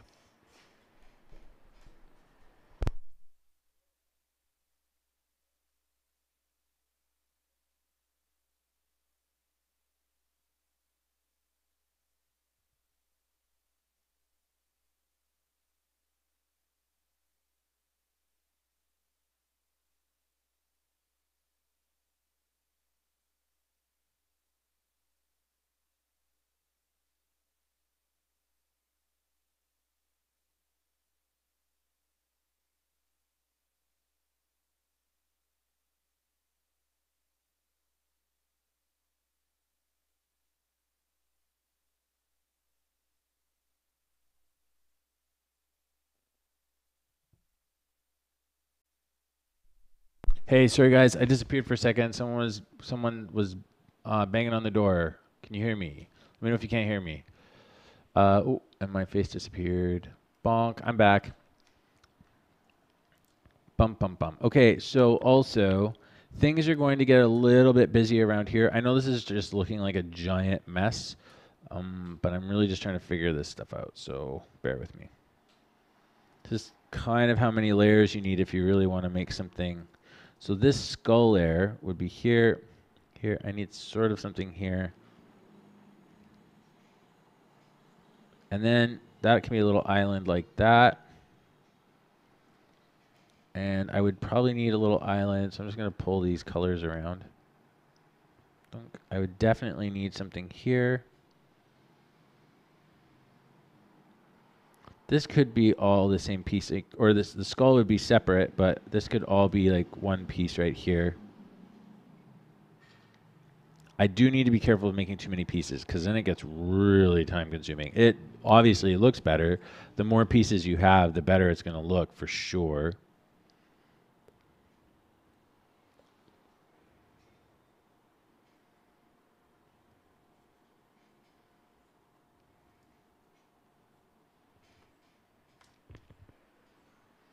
Thanks, Big Mixin. Thank you for that. At U10 Productions. Hey, oh, sorry. I'm still here. I'm still here. Oh, thanks for the link. Opening it.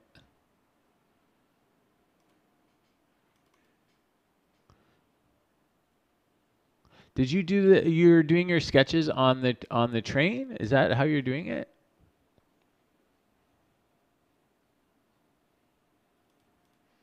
Yeah, you should. It's man, you're doing it. You're doing good already. Like you should definitely.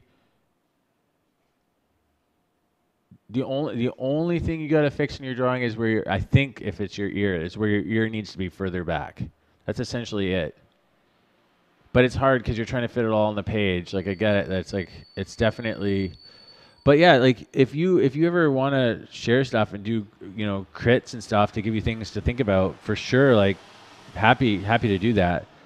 But also I don't want to like I think yeah. Also practice your blind contour stuff, like not looking at the page and just drawing stuff, and don't try to make something good. Like it's kind of it can take a lot of time, but your shading's good, your structure's pretty good. Your ear is just a little bit too close in the middle of the head. If that way, like, and that depends if also it depends on your intent. But yeah, if you're looking for like actual like critique breakdown, for sure we can do that for sure. I'm happy to do that, help you out, and give you tips and different sites to go to because I know there's a lot to learn. Okay, so I've generally made a giant mess, so I'm going to start breaking this down again. So now what I'll do is create these, and these are initially going to be my structures to see how everything's going to work. I'll probably terminate that down into an island. So we'll start dark. I've done this before online. I'm sure anyone who's like followed any of my videos has seen this method and are probably over it.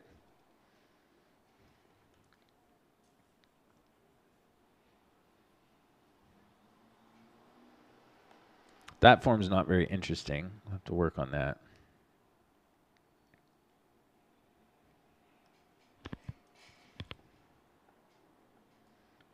Also, I'm getting a little too busy in my shapes. Okay, then let's duck this in a little bit there. It's going to be messy to start, but that's okay. Next, we did the orange one. We have this yellow one, which is kind of a mix of the two.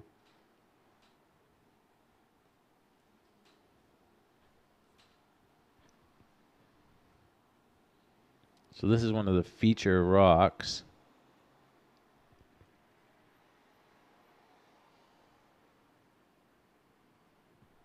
Oh, I want to see this film you found, Colin Harvey. Just hang on. I want to check it out too. Okay, it's a long sideways piece. Bonk. A little bit lighter. I'm just going to slowly push this up as I go further into the background. Colin Harvey, I'm going to click on your link really quick. What is this?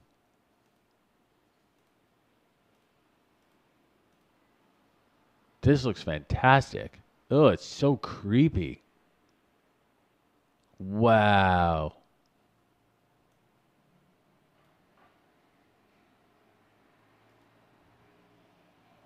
Wow, this thing's amazing.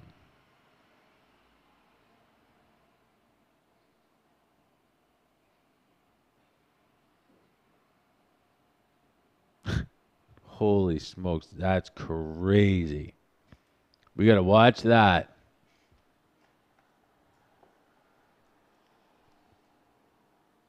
We are on a short film live stream, actually, UTEM, for sure.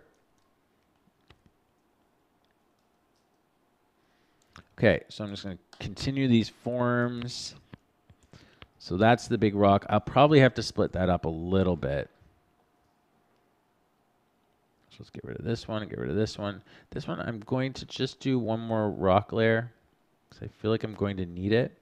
It depends, though. It depends on how much we can get out of the 3D on it, but we'll see. Okay. And that will be this, but slightly darker. And up here, let's try to put it into a middle ground zone. I don't know if you guys are picking up on the grays. So essentially what I'm doing here is I'm starting to get a feeling for how I'm going to break down the layout of the whole thing.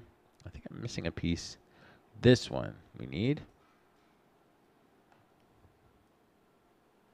And these I'll put all my little mosses and stuff on them eventually. There we go.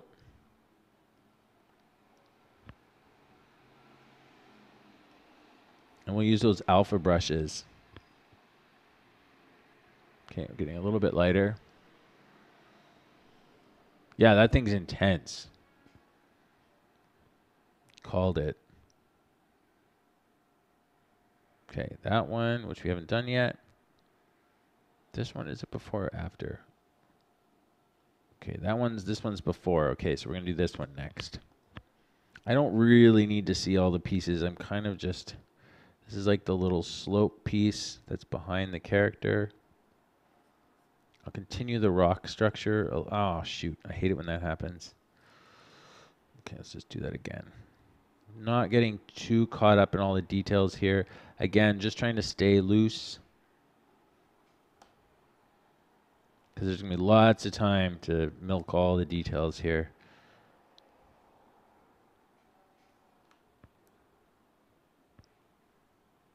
Okay, and then this one.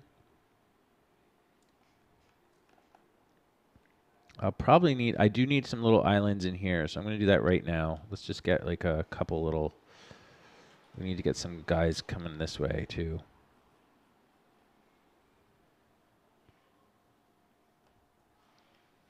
These things can take a lot of time to make, so I got to be really careful, again, like I was saying earlier, how many of these we make.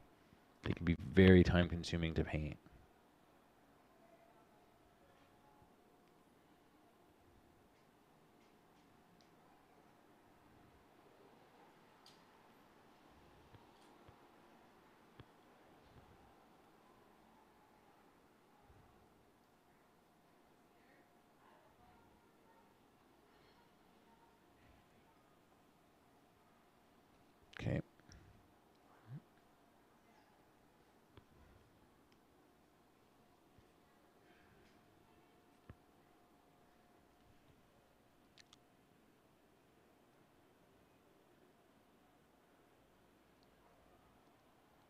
Hoovians. I don't remember this.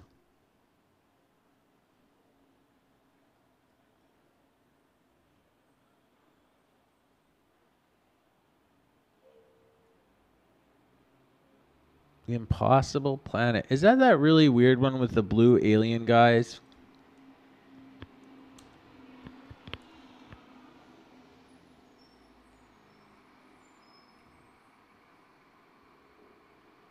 Okay, we have trees. I need the one with this rock. I think that's what I'm going to do next. I think we have more than enough layers. I might have, like, obviously I overdid the layer count in the beginning. So I think we just need this rock. I might add a couple extra rocks and we can possibly reuse that a few times.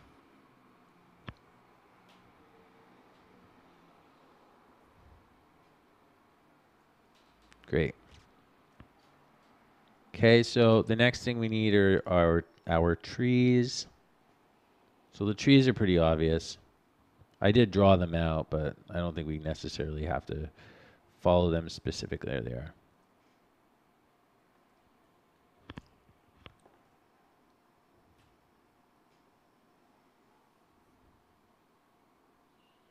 I usually make too many trees as my habit. I'm going to stick them all together, well, these ones together anyways, just to makes it easier to paint all of them. I usually give them a little bit of a root, an area to fan out on, because then I can reuse them. And technically, like what I should do is I should make them a little bit wider, even if I want them skinny, because when I bring them into 3D, I'm going to sculpt them to be a little bit, I'm going to curve them. Ugh, hate it when that happens. Okay, let's fill this in really quick before we lose all of the work. Now with trees, typically, like even if I'm doing this black and white mode, I'll make them a bit darker. Because they usually are. Vertical objects tend to be darker in landscape paintings. We'll just leave them the right size for now, and then I'll fix them after. There we go. Okay. This now we can just delete.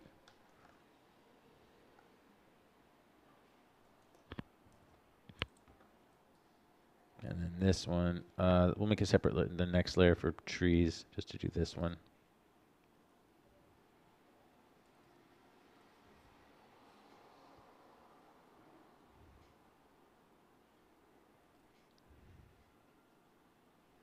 I find painting trees in Rebel a lot faster than trying to paint them in Photoshop, but that could just be my own hang-ups. Okay, so this one feels a little bit closer. I think this tree's here somewhere. Oops, that's a bad tree.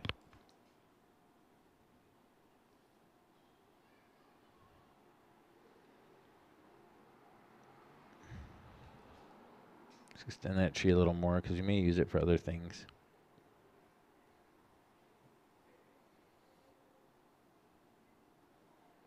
Okay.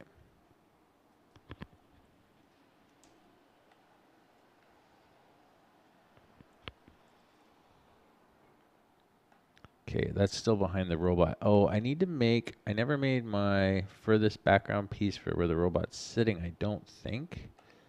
Because that's sort of the background piece, I guess. Not sure if we need another one. We'll probably put some little bushes and stuff in there, so that'll fix that up. So then we have this really far background piece, and that we can do in a couple of layers. My hope is that we'll be able to use the 3D-ness to sort of break it up a little bit. So that's the background piece there. And that's a way background piece, so I'll probably pop the lightness up quite a bit. And then we'll do another one.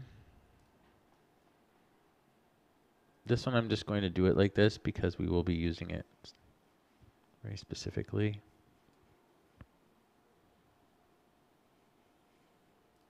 These pieces we'll just use once.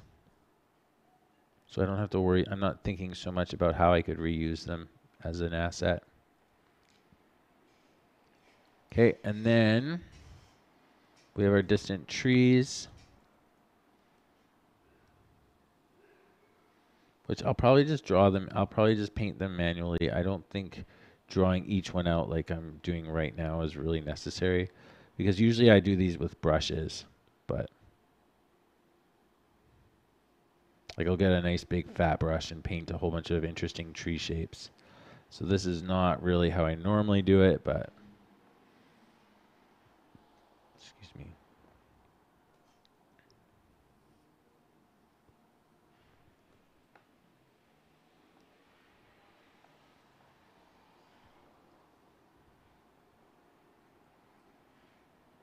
Okay.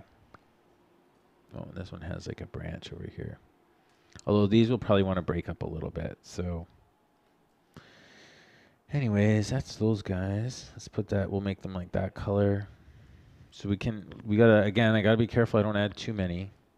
So then the next big object is this thing. I'm not even sure what it is exactly. Probably will end up modifying this in some way into something a little more make sensical. But it's going to be pretty dark. And then we have some like wires and stuff coming off it, but then we have these like rock structures in the way far background, which I'll probably just sculpt out a little bit in 3D if we need them, but with the intention of reusing them a little bit. Now, I don't want to get crazy detailed. Like I always have a habit of getting super detailed with stuff, so I need to be really careful of that. Okay. So I think we have the primary structures. There's a couple props here I haven't included. So let's put the sky in. It'll just be white for now. So essentially what you can do, oh, I gotta stop soon, guys. Sorry. Essentially what you can do now that I've broken all this up into my shapes is I can start actually planning the drawing and bringing these layers into whatever program I need. So you can see there's the original, and this is my layer plan. Although I feel like maybe this one here, now that I'm seeing it, this background piece here, which I just made one piece, should probably, we'll just break this off to that. And cut a hole in it, make sure my background color is black and get rid of it. And I'll probably just do one more. These will be some rock pieces, and we'll use those brushes that we made for Let There Be Light for those. Make that one just a little further back. Cool.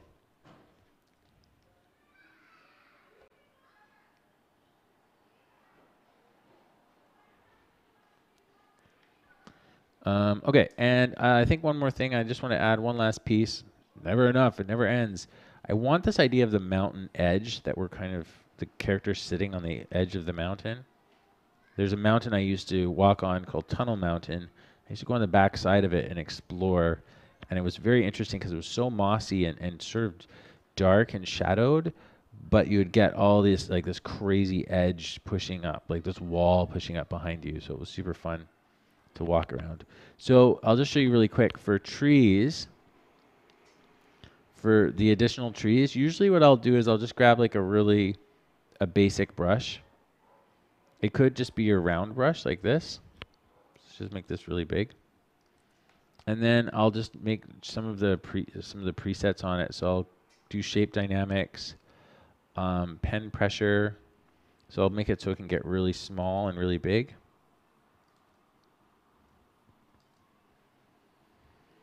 And then I'll just I will literally start painting trees like that.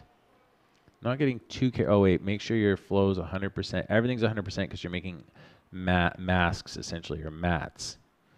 So now I would maybe paint some trees like that. I mean, you can get all crazy with details and stuff like that, but I start out like that with the thick parts, just to get interesting shapes. Maybe that's not quite the most interesting shape. And the other thing is, if you want the trees to look really segmenty and stuff, then what you can do is just you can make your own brush for sure, but you can add some more dynamics and do a roundness jitter. And if you feel like it's too It's too smooth. Make like, there's one brush that I used from Aaron Blaze, which I bought. It's for tree trunks, and it works pretty good right here. The only problem is that it's not 100% opaque, so I had a lot of problems with it. I had to redo a lot of trees because it's not 100% opaque, so it doesn't make for the best mask layer. It can get a bit mirrory too. So, but the shape of the brush is that. It's kind of like an odd shape, and it flips back and forth.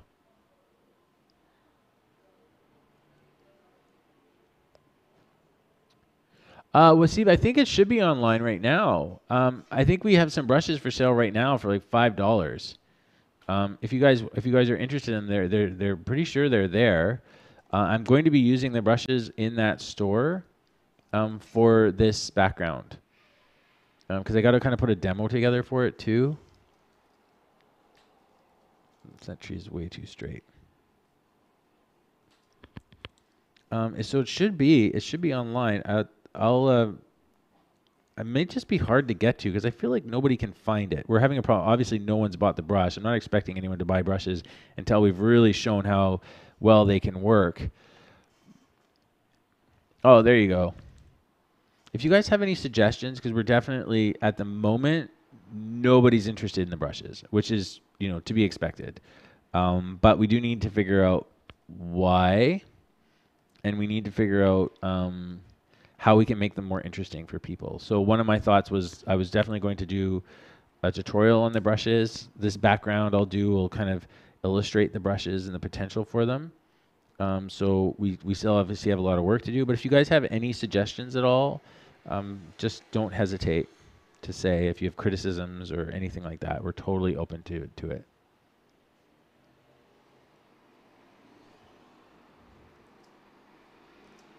And also let me know if we got to make sure that if there's any bugs or if PayPal's not working right or anything like that, just let me know.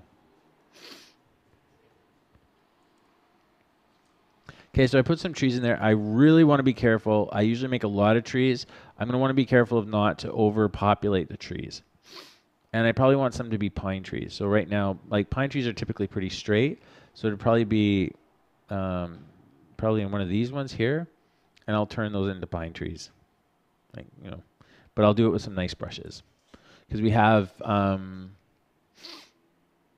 So I'll show you some of these tricks and stuff that we use, but usually for the mask brushes, I have some pine trees that I've already made, but I also have some brushes that I specifically use, like these ones, to create really crazy silhouettes on an existing. So this one here, for instance, and then I can use it to create pine trees. This isn't the right density, like it's a little bit too detail-y, but anyways, just doing that, we can start quickly building up shapes. But I would probably go for something a little bit looser than that. So we'll probably make some new brushes even, which would be kind of fun. We're getting back into the Let There Be Light days, and we're streaming and painting backgrounds. Plus, I've got all these good little sticks, which are great for coming in on these trees. Oh,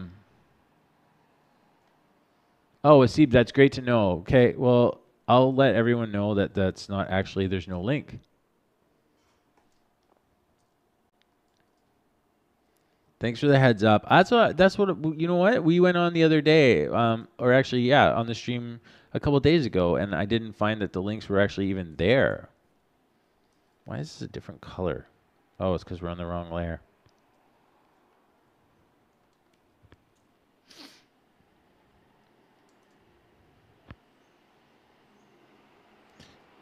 So essentially, this is what I do, right? What I'm doing right now, this is what I do often to start building up the trees and the look of them.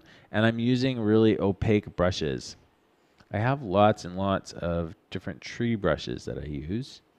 But usually I really I have these like really, really opaque ones. These are the ones I really use to build up the silhouettes. So nothing with too much shading on it, because that breaks the silhouette and it's not solid anymore. And I need solids. I find that when you do a lot of silhouettes that aren't solids, and they're kind of see-through, it actually breaks the illusion because everything's like translucent and you can see the structure behind it. Okay, guys, I really have to go. It's too late. But we'll keep working on this. some pine trees. We'll keep working on this background and get it. Eventually, it'll be back to looking like this, but a lot more resolved. And not obviously, it probably won't have the same energy, but yeah. And yes, with Steve, I do use a Cintiq. I'm using a Cintiq, the Studio Pro, and I've got it plugged into my my system, my workstation at home. But then my workstation here, and then I bring it home. So I'm using the Cintiq 16-inch Studio Pro, which has been really good. I really love it. The colors are amazing. The resolution's great. The sensitivity and the texture is beautiful. Definitely worth it. I think it's like $3,000 American, which I know is a lot if you're a student. It's a lot, but it's worth it for me. It's not worth it if you're going to. It's going to be the only thing you can buy for for 5 years. Marketing idea further up the chat. Oh, thanks for sharing that. Okay. I'm gonna have to go through this and go up this. What is this YouTube thing here? Okay, I'll watch this stuff later. I gotta go because I got a meeting I have to go to, guys. But thanks for hanging out. I will. I'll be back on. I'm streaming on YouTube tomorrow. So we'll see you guys on YouTube if you're there. And thanks a lot for hanging out, guys. I really appreciate it. And thanks for all the good questions. I think it's been a fun stream. We got to learn a lot. So we got to go through a lot of stuff. So we'll talk to you. Thank you.